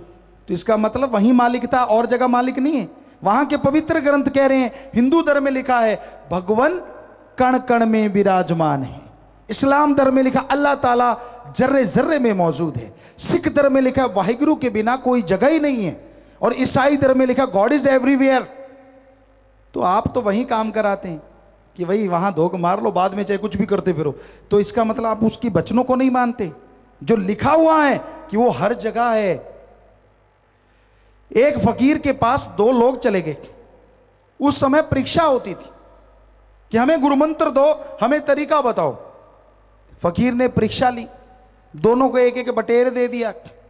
ये लो 2 बटेर, एक एक को, जाओ ऐसी जगह जाना यहां कोई देख ना रहा हो, और थोड़ा सा गर्दन दबा के बटेर को बेहोश करके ले आओ। दोनों चले गए। एक तो थोड़ी देर के बाद ही आ गया, कहते लो बाबा आपका बटेर बेहोश है। एक काफी देर बाद आया, हाथ जोड़ के कहने लगा बाबा ये लो आपका बटेर, मैं बेहोश नहीं कर सकता। क्योंकि संतों को पता था कि एक काबिल है, एक नाकाबिल। अब कैसे भेजे उनको? तो वो संत कहने लगे, क्यों भाई तू बेहोश क्यों नहीं करके लाया? ये तो पल में बेहोश कर लाया। जो पल में बेहोश करके लाया था, कहता जी मैं यहां से गया, झाड़ी के पीछे गया और गर्दन दबाई, बेहोश। जो बेहोश नहीं करके लाया कहता है, बाबा गुरुजी आपने बोला था भगवान कण कण में, तो मैं गया झाड़ी के पीछे गया, जैसे गर्दन दबाने लगा ये मुझे देख रहा था, मैं ऐसे देख रहा था। आपने कहा था यहां कोई भी ना देखे, कहता मैंने इसकी गर्दन दूसरी तरफ कर दी, कहीं और जगह पे गया, जैसे गर्दन दबाने लगा तो याद आ गया, और कोई देखे ना देखे भगवान तो देख ही रहा है, वो तो कण कण में है, तो इसलिए मैं इसको बेहोश नहीं कर सकता, ये लो आपका बटेर। तो संतों ने उसको छाती से लगा लिया कि तू काबिल है, क्योंकि तुझे पता है भगवान कण कण में है। दूसरा नाकाबिल है, जिसे धर्म की पहली बात ही नहीं पता कि ओम हरि अल्लाह राम कण कण में होते हैं, वो भक्ति क्या करेगा? तो धर्मों में तो जबरदस्त पाठ पढ़ाया गया, प्यार मोहब्बत का, इंसानियत का, मानवता का, तो यही हकीकत है। तो आपके सवालात आए हैं जी, जल्दी से पढ़ के डॉक्टर साहब बोलिए वहां से। हाँ जी। धन सतगुरु तेरा ही आसरा, इन्होंने नाम नहीं लिखा। इनका प्रश्न है, गुरुजी जब कोई इंसान अच्छाई के रास्ते पर चलता है तो उसको बहुत कठिनाइयां कष्ट झेलने पड़ते हैं, ऐसा क्यों होता है? ये बुराई का युग है, कलयुग। कोई अच्छे नेक कर्म करता है, यकीनन उनका रास्ता रोकने के लिए बुराइयां आ जाती हैं, पर हम आपको गारंटी देते हैं आप अपने रास्ते पे अच्छा नेक रास्ता है तो बढ़ते जाओ, भगवान आपका साथ भी देंगे और आपको दर्शन भी देंगे। हरिओम इंसान ब्लॉक बिसोली से, गुरुजी पेड़ काटने से क्या पाप लगता है? अगर पाप लगता है तो हम खेती कैसे करें? पेड़ काटना वैसे जीव जन तो सब में है, पर पेड़ों में, वनस्पति में जो आत्मा पाई जाती है, धर्मानुसार श्री गुरु नानक देव जी ने भी लिखा, हमारे वेदों में भी लिखा कि इसमें जो आत्मा होती है वो 99.9% मर्त प्राय, डीप स्कोमा, मर्त प्राय होती है। लेकिन इन फसलों को हम काटते भी हैं और इनके बीज भी रखते हैं, बीज बो भी देते हैं दोबारा, तो इसमें वो पाप नहीं माना गया जो वैसे इनके अलावा, वनस्पति के अलावा कोई और जीव जंतु का आप कर देते हैं। ठीक है, फसल में कीड़ा लगता है, आप नहीं मारते तो 2 महीने के बाद वो वैसे खत्म हो जाना है। आत्मरक्षा के तहत पता नहीं उसने आपको कितनी बार स्प्रे करके मारा है और आज आप उसको मार रहे हैं। कई बार हमने, क्योंकि हम शुरू से ही जमींदार रहे, उस घर में पैदा हुए, तो ये देखा कि एक खेती के बहुत सुंडियां हैं और दूसरी के बिल्कुल नहीं है, साथ की साथ, तो कर्मों का ये फल चलता रहता है। वैसे पेड़ बड़े जो हैं उनको कभी नहीं काटना चाहिए, क्योंकि वो हमारे लिए बहुत मालिक की दी हुई एक नियामत है। कविता इंसान संगरूर से, पूज्य पिताजी जब सिमरन करते हूँ तो उसी समय ही बहुत प्यास लगती है, ऐसा क्यों होता है? सिर्फ प्यास ही नहीं, उसी समय खाज खुजली भी होती है। आदमी ऐसे ऐसे विचार आते हैं जो पहले कभी आए नहीं होते, क्योंकि मन नहीं चाहता कि आप भक्ति करें, पर आप कंट्रोल कीजिए, पहले पानी पी के बैठ जाइए अगर आपको प्यास ही लगती है तो 15-20 मिनट, आधा घंटा सुमन करके तो देखिए, आपकी जन्मों जन्मों की प्यास जब मिटने लगेगी तो इस प्यास की तो बात ही क्या है। पत्रकार अमित सैनी उत्तर उजाला से, गुरुजी करोड़ों लोगों की आस्था के प्रतीक बने कुछ संत समाज से जुड़े महापुरुषों की अनैतिक कार्यों में लिप्तता सार्वजनिक हो जाने से जनमानस की आस्थाओं पर जो चोट लग रही है, उसका समाधान क्या है? हम शुरू से ये बात कहते आ रहे हैं कि संत, गुरु, गु का मतलब अंधकार, रू का मतलब प्रकाश, जो अज्ञानता रूपी अंधकार को प्रकाश यानी ज्ञान रूपी दीप जला के दूर कर दे, वो सच्चा गुरु पीर फकीर होता है। अल्लाह वाहिगुरु राम गौड़ खुदा रब कभी किसी से कोई पैसा नहीं लेता, ये 100% सच है। क्या आपने भगवान को कभी पैसा उठाते देखा है? अल्लाह वाहिगुरु राम को पैसा उठाते देखा है? नहीं, क्योंकि हमारे धर्मों में लिखा है वो दाता था, दाता है और दाता ही रहेगा। जो उसके नाम पे लोगों को ठगा करते हैं, पैसा लिया करते हैं या इस तरह के कर्म करते हैं, वो संत हो ही नहीं सकते। ये हमारे धर्मों का असूल है। लेकिन सिक्के के 2 पहलू हैं, हम हर जगह बोले हैं, आज भी बोलेंगे। एक पहलू ये भी होता है कि आज चंद रुपयों के लिए लोग इज्जत नीलाम कर देते हैं, जहां लाखों करोड़ों मिलते हों तो किसी को बुरा बनाने में देर नहीं लगती। ये दोनों बातें इस कलयुग में मान्य हैं, सही हैं। इन्होंने नाम नहीं लिखा। इनका प्रश्न है, गुरुजी कुछ लोग कुछ सिद्धियां प्राप्त कर लेते हैं तथा उन सिद्धियों के द्वारा वे लोग दूसरों का बुरा करने के लिए इस्तेमाल करते हैं, समाज में ऐसे लोगों को शाना कहते हैं, इसमें क्या सच्चाई है? आपको बता चुके हैं, कोई सच्चाई नहीं है। सिद्धि से कोई भी सिद्धि आप हासिल, रिद्धि सिद्धि 2 चीजें हुआ करती हैं। लेकिन उससे आप किसी का नुकसान नहीं पहुंचा सकते। फायदे में अपने खुद के या किसी के फायदे में काम में लिया जा सकता है। आप साइको हो जाता है, आप सोच लेते हैं कि ये जानकार है, ये मेरा नुकसान करेगा। 50% तो आपका माइंड पहले ही मान लेता है और 10-15% और नुकसान कर बैठते हो तो लगता है उसने किया। ऐसा कुछ नहीं होता। किसी से लेके कुछ केमिकल खाओ मत। शरणजीत सिंह रघु, हजूर महाराज जी, मैं मरना चाहता हूं, मुझे मुक्ति मिलेगी या नहीं? आत्मघाती महापापी, अपने हाथों से मरने से बड़ा महापाप हमारे धर्मों में कोई दूसरा नहीं लिखा। आत्मघाती महापापी। हाँ, आपकी मृत्यु वैसे आती है तो आप टेंशन मत लीजिए, जब भगवान ने बुलाना हुआ आप चले जाएंगे। लेकिन उससे पहले आप अगर ये चाहते हैं कि आप जीते जी मोक्ष देखना चाहते हैं तो ओम हरि अल्लाह वाहिगुरु राम का नाम जपो। हम आपको गारंटी देते हैं, आपको वो चीज नजर आ जाएगी कि आपका मोक्ष कैसे होगा। मेजर गुरुजी, सचखंड अलख अनाबी में क्या अंतर है? इनमें किस तरह की रूहों का निवास होता है? वहां भी रूहों में क्या ईर्ष्या नफरत जैसी बीमारी होती है? 100% ऐसा कुछ नहीं होता। वहां ईर्ष्या नफरत दुई द्वेष हर किसी के साथ प्रभु के नज़ारे होते हैं। जैसी जैसी कोई भक्ति करता है वैसे वैसे मुकाम है, वैसे वैसे निज धाम सचखंड सतलोक का नामी दर्जा मिलता चला जाता है। इन्होंने नाम नहीं लिखा, परिवार में कुछ गलत फहमी है परंतु आपस में मिलकर इकट्ठा रहना चाहते हैं, इसके लिए क्या करना पड़ेगा? सबसे बेस्ट है कि आप अपना परिवार ये आपस में बैठो और प्यार मोहब्बत से मसले को सुलटाओ। या फिर कोई ऐसा आपके परिवार का रिश्ते नाते वाला हो जो आपको जोड़ना चाहता हो, उसको बिठाओ। वरना आज के दौर में लोग पाड़ने वाले ज्यादा हैं, जोड़ने वाला कोई कोई है, तोड़ने वाले ज्यादा हैं। इसलिए आप अपने परिवार का आपस में बैठ के प्यार मोहब्बत से हल निकाल लो, ईश्वर का नाम लेके। हमें लगता है उससे बढ़िया कोई और तरीका नहीं हो सकता। इन्होंने नाम नहीं लिखा, ये लिखते हैं कि पूज्य गुरु जी, पहले हम बहुत बुरे कर्म करते थे, समलैंगिकता करते थे, आप जी से 2 बार माफी भी ली। एक बार आप जी ने वचन किए थे कि जहां पर मालिक है वहां पर बुरे काम नहीं करना और जहां मालिक नहीं है वहां कर लेना। पिताजी, तब से हमने प्रण किया, तब से बुरा कर्म नहीं किया और पिछले बुरे कर्मों के लिए हम कैसे माफ हो सकते हैं? आप स्मरण करना बेटा, भगवान जी आपको जरूर माफ करेंगे और आइंदा से बुरे कर्म ना करना। सतब्रह्मचारी सहोदर राजू इंसान, पूज्य पापा जी, जब हम कल सत्संग के लिए आ रहे थे तो हमें पुलिस वालों ने रोका और बहुत से बहानों से पैसे लेने की कोशिश की। जब हमने आप जी के बारे में बताया कि हमने फार्म भरे हुए हैं कि कभी रिश्वत न लेंगे और न कभी देंगे, वो यह सुनकर एकदम दंग रह गया और कहने लगा मुझे भी आप जी के गुरु जी से मिलना है और आप चाय ठंडा पीकर जरूर जाना, हम आपको चाय ठंडा पिलाएंगे। फिर उन्होंने हमसे बिना कुछ पैसे लिए पर्ची बनाकर दी और कहा कि रास्ते में कोई भी आपको इसे दिखाकर नहीं रोकेगा और उन्होंने अपना फ़ोन नंबर भी दिया। वाह जी वाह, वाह जी वाह, शाबाश बेटा। साथ संगत ने ये मुहिम चलाई, 100 मानवता भलाई के कार्य कर रही है साथ संगत। उसमें एक भी है, स्वेच्छा से फार्म भरे जा रहे हैं, यहाँ भी भरे जाएंगे कि आप रिश्वत ना देंगे ना लेंगे। ऑफिसर साहबान शपथ लेते हैं, उसमें लिखते हैं कि हम कभी भी रिश्वत नहीं लेंगे। तो हजारों फार्म भरे जा चुके हैं और लाख के करीब फार्म भरे जा चुके हैं कि रिश्वत नहीं देंगे, उसके नज़दीक जा रहे हैं। तो ऐसे जिन्होंने फार्म भरे हुए हैं और वो जगह जगह जाके ऐसा बताते हैं कि जी ये है हमारे पास आया है लिखा हुआ,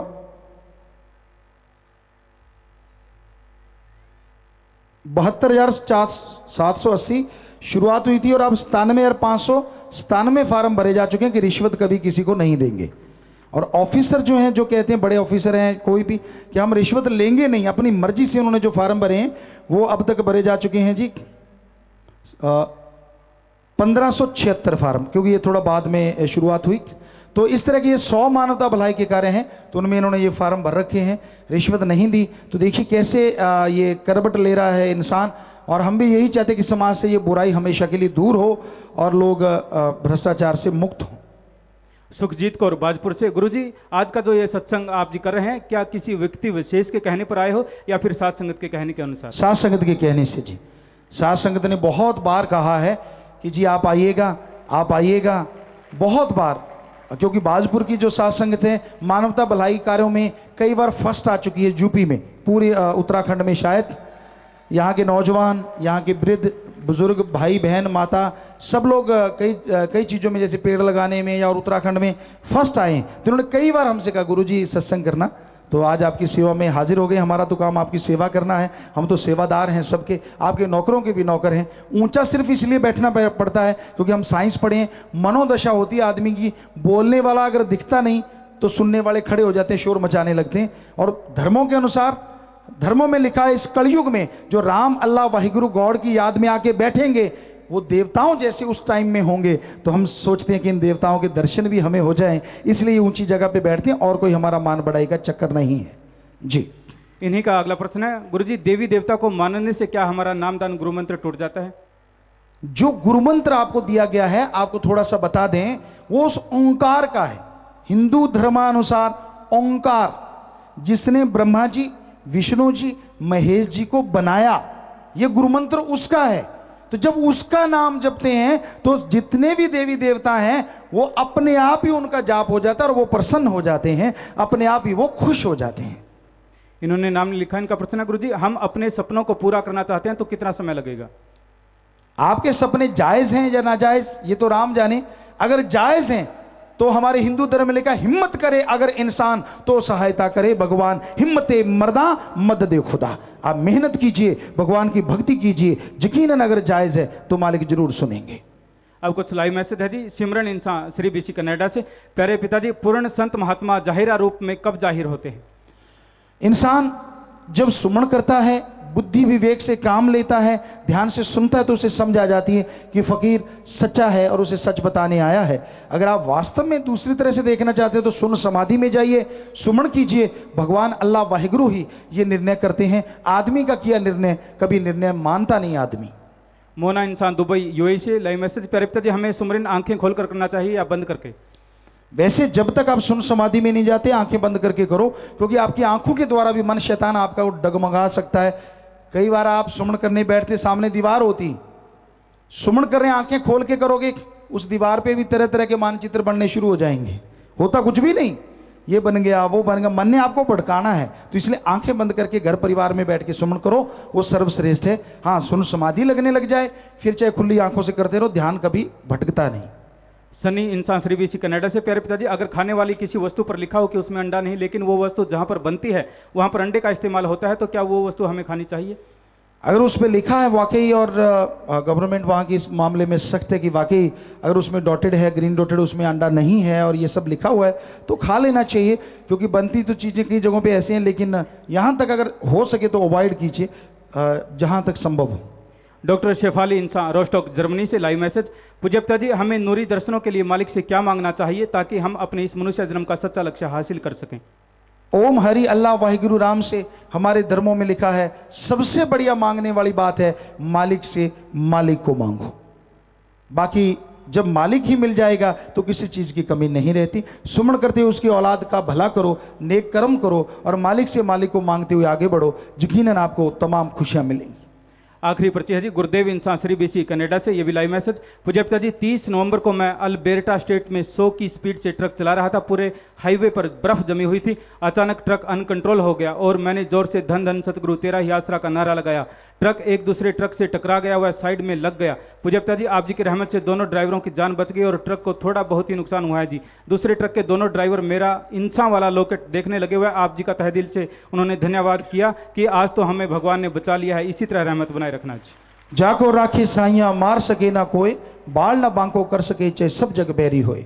तो भगवान का नाम लेते हो, ईश्वर का नाम लेते हो, यकीनन मौत जैसे कर्म तो वो काट देते हैं, पर मौत अगर आती है भगवान चाहे तो कुछ भी कर दे, वरना तिल बड़े नराई घटे जो लिख दी करतार। तो आप सुमन करते रहिए, नेक कर्म कीजिए, भले कर्म कीजिए। जिंदगी मालिक ने नियामत बख्शी है, अच्छे कर्म करो ताकि तमाम नियामतें आपको भी हासिल हों। तो भजन में आ गया है जी, होए ना मिलन जतन कर ले अनेक, सत्संग बड़ा सब कर्मों में एक, कर्म किए सत्संग करके भी देख, मुक्ति मिले आसान सीधा राह। मोक्ष मुक्ति किसे कहते हैं? जीते जी गम दुख दर्द चिंता परेशानियां खत्म हो जाएं, मरणोपरांत आवागमन से मुक्ति मिले, इसी का नाम सच्चा मोक्ष है। और ये मोक्ष उस ओंकार, हिंदू धर्म में लिखा, सिख धर्म में एक ओंकार, इस्लाम धर्म में रहमो कर्म का दाता अल्लाह ताला, और इंग्लिश फकीर द सुप्रीम पावर गॉड।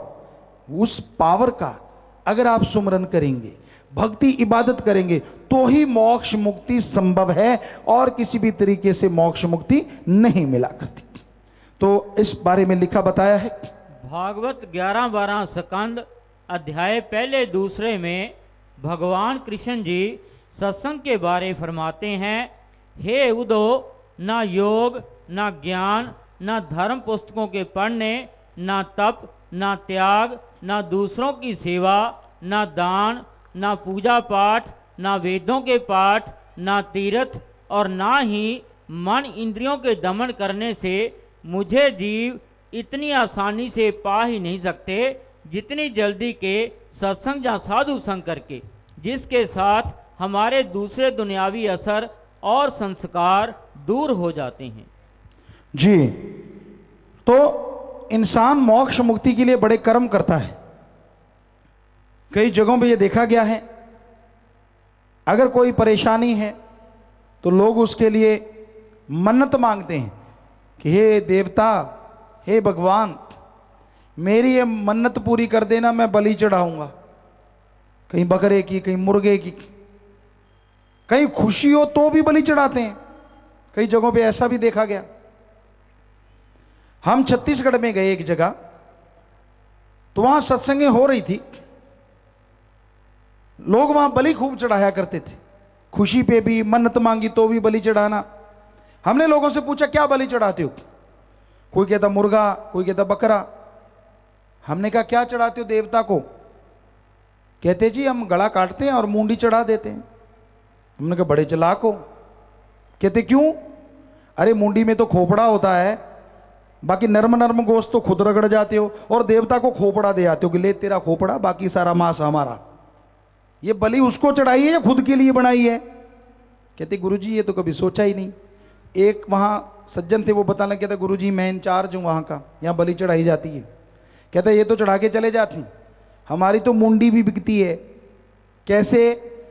कहता हम पूरा बकरा नहीं मिलता कई बार, तो लोगों को कहते हम काट के ले आएंगे, पैसे दे। कहता वो पहले चढ़ाई हुई मुंडी कई बार घूम जाती है, बार बार देवता के चढ़ती रहती है। हमने कहा वाह, कैसे बुद्धू बनाते हो देवता को, आप कितने चालाक हो। क्या ऐसा नहीं होता जी? जरा सोचिए।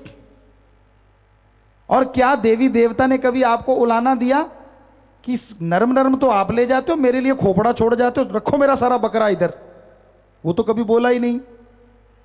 तो ये सारे आदमी का किया धरा है। लोगन राम खिलौना जाना। कैसे? मालिक से जब काम लेना है तो मन्नत मांगते हैं।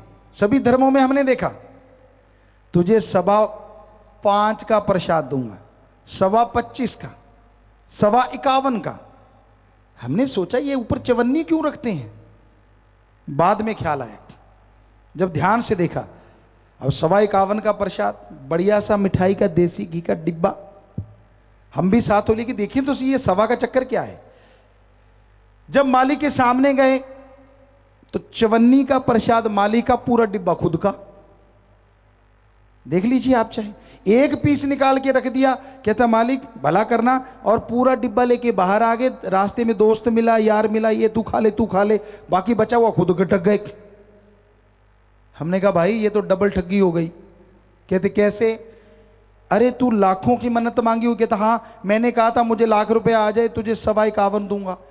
हमने कहा पहले तो देख कितना कम परसेंटेज दे रहा है मालिक को। कोई आदमी सौदा करवाए, लाख वाले में से 5-10 तो रगड़ेगा ही रगड़ेगा, और तू 51.25 दे रहा है। मालिक को हिस्सेदार बना रहा है ठगी में। हिस्सेदारी बना रहा है ना, कि 100 रुपया मेरा, 1 रुपया तेरा। बोलना मत, तो ठगी में से दिया 1 नंबर। नंबर 2, चलो 51.25 का ले ही गया, और वहां जाके मालिक को एक और झांसा कि ले 54 का तेरा, 51 का फिर तू खा गया।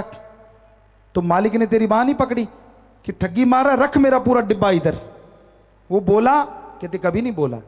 तो हम आपको गारंटी देते हैं वो तो प्रसाद लेता ही नहीं। आदमी खुद कहता है तुझे दूंगा, और खुद खा के कहता है तुझे दे दिया, हो गया काम। गांव में, शहरों में क्या होता है, बच्चे से काम लेना होता है, जो दादा बुजुर्ग माँ बाप बैठे हैं यहाँ, कैसे काम लेते हैं? आ बेटा काम कर दे, कहता नहीं करता, कहता टॉफी दूंगा, कहता कर देता हूं। गांव में काम कर दे, कहता नहीं करता, ये गुड़ ले ले, कहता कर देता हूं। तो क्या भगवान वाला काम वैसा ही नहीं? भगवान से काम लेना है, तुझे 21.25, 125 इतने दूंगा, मेरा ये काम कर दे, तो लोगन राम खिलौना जाना। खिलौना समझ रखा है उसे। अरे जो तेरे शरीर को बना सकता है, क्या तेरे बनाए कागज के टुकड़े रुपए को नहीं बना सकता? जरा बता। और हर धर्म में लिखा है भगवान तो कण कण में रहते हैं, गॉड इज एवरीवेयर। अगर उसने पैसा लेना ही है तो हमारा मैला कुचैला नोट क्यों लेगा? वो नोट बनाने वाली मशीन के ऊपर बैठ जाएगा, वहीं से करारे करारे नोट लेता रहेगा। कोई उसे रोक सकता है? क्योंकि वो वहां भी है, यहां मशीन है।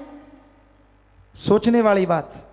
अगर सोचो तो और सोचो, भगवान अगर पैसे से मिलता तो दुनिया का सबसे धनाढ़ आदमी भगवान को घर में बिठा लेती कि ले भगवान सारे पैसे तेरे, और ऊपर टिकट लगा देता।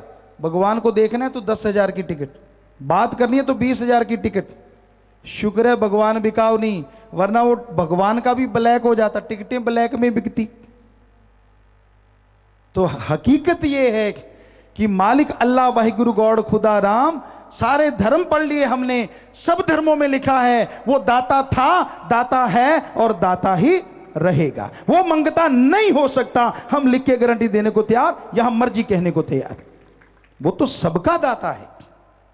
हिंदू धर्म में पवित्र वेदों में लिखा है भगवान से मांगो, ध्यान से सुनिएगा, भगवान से मांगो अच्छी धरती, अच्छा पानी, अच्छी हवा, अच्छी तंदुरुस्ती, अच्छी संतान। अरे मांगना है तो भगवान से भगवान को मांगो। इस्लाम धर्म में लिखा है अल्लाह ताला रहमो करम का दाता है। कायदे से मांगोगे, सच्चे दिल से मांगोगे तो इतना रहमो करम बरसाएगा कि दामन झोलियां छोटी रह जाएंगी और रहमो करम मूसलाधार बरसता चला जाएगा।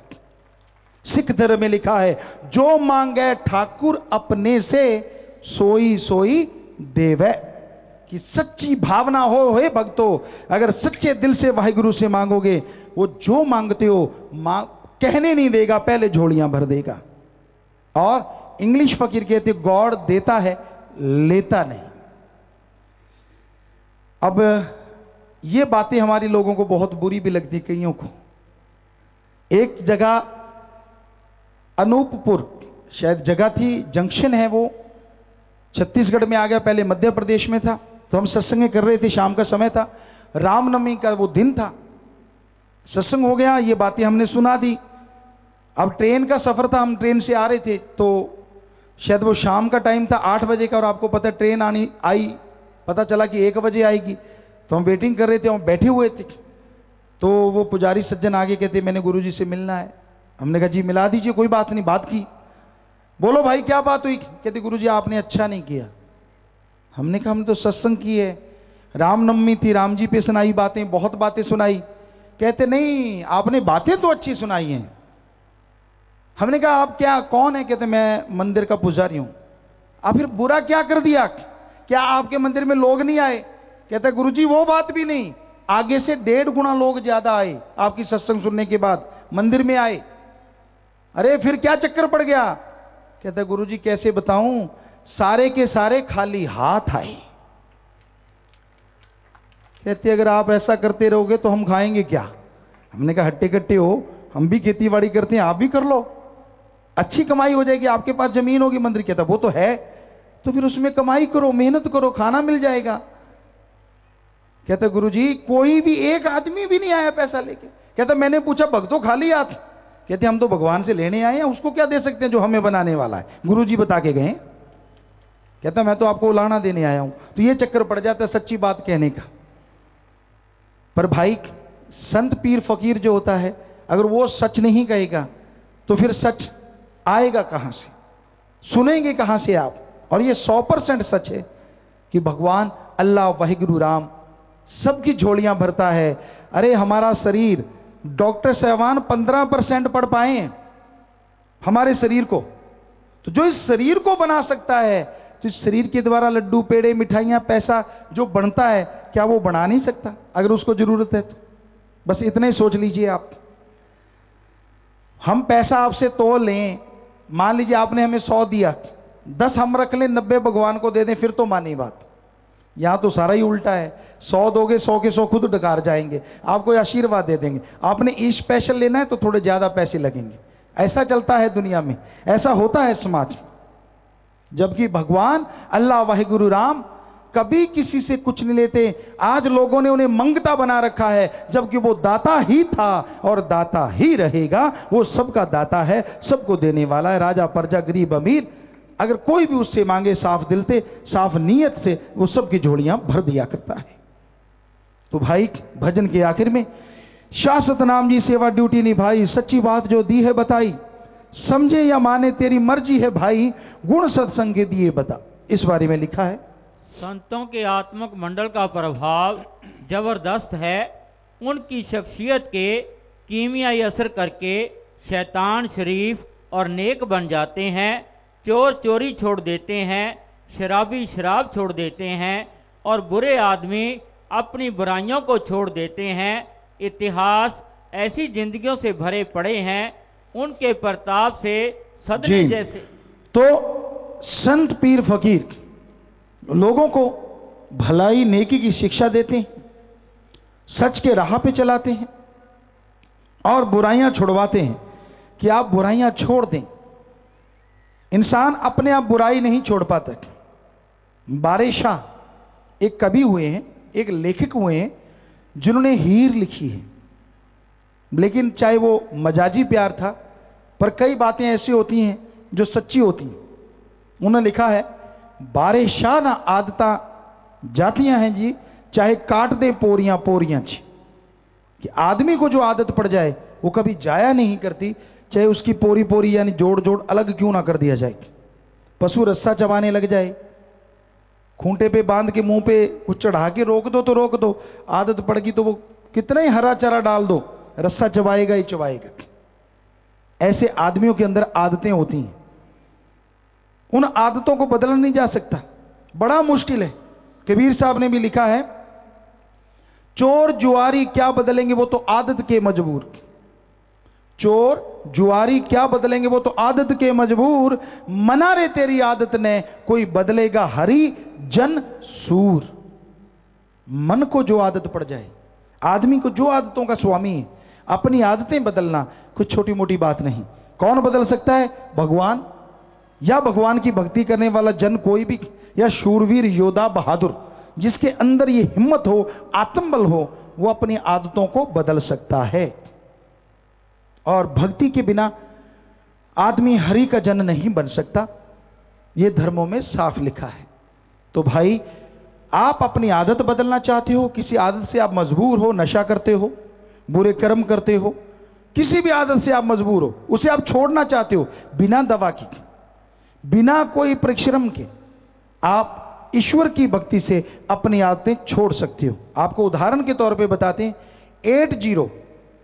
80 नॉर्फिन फोर्टविन के इंजेक्शन लगाने वाले एक दिन में, जो 80 नॉर्फिन फोर्टविन, जिनको पता नहीं है उनको बताना चाहेंगे, अगर 1.5 ml या 3 ml का वो एक इंजेक्शन जिसने कभी नहीं लगाया पूरा लगा देना तो आदमी की डेथ हो सकती है, आदमी मर सकता है।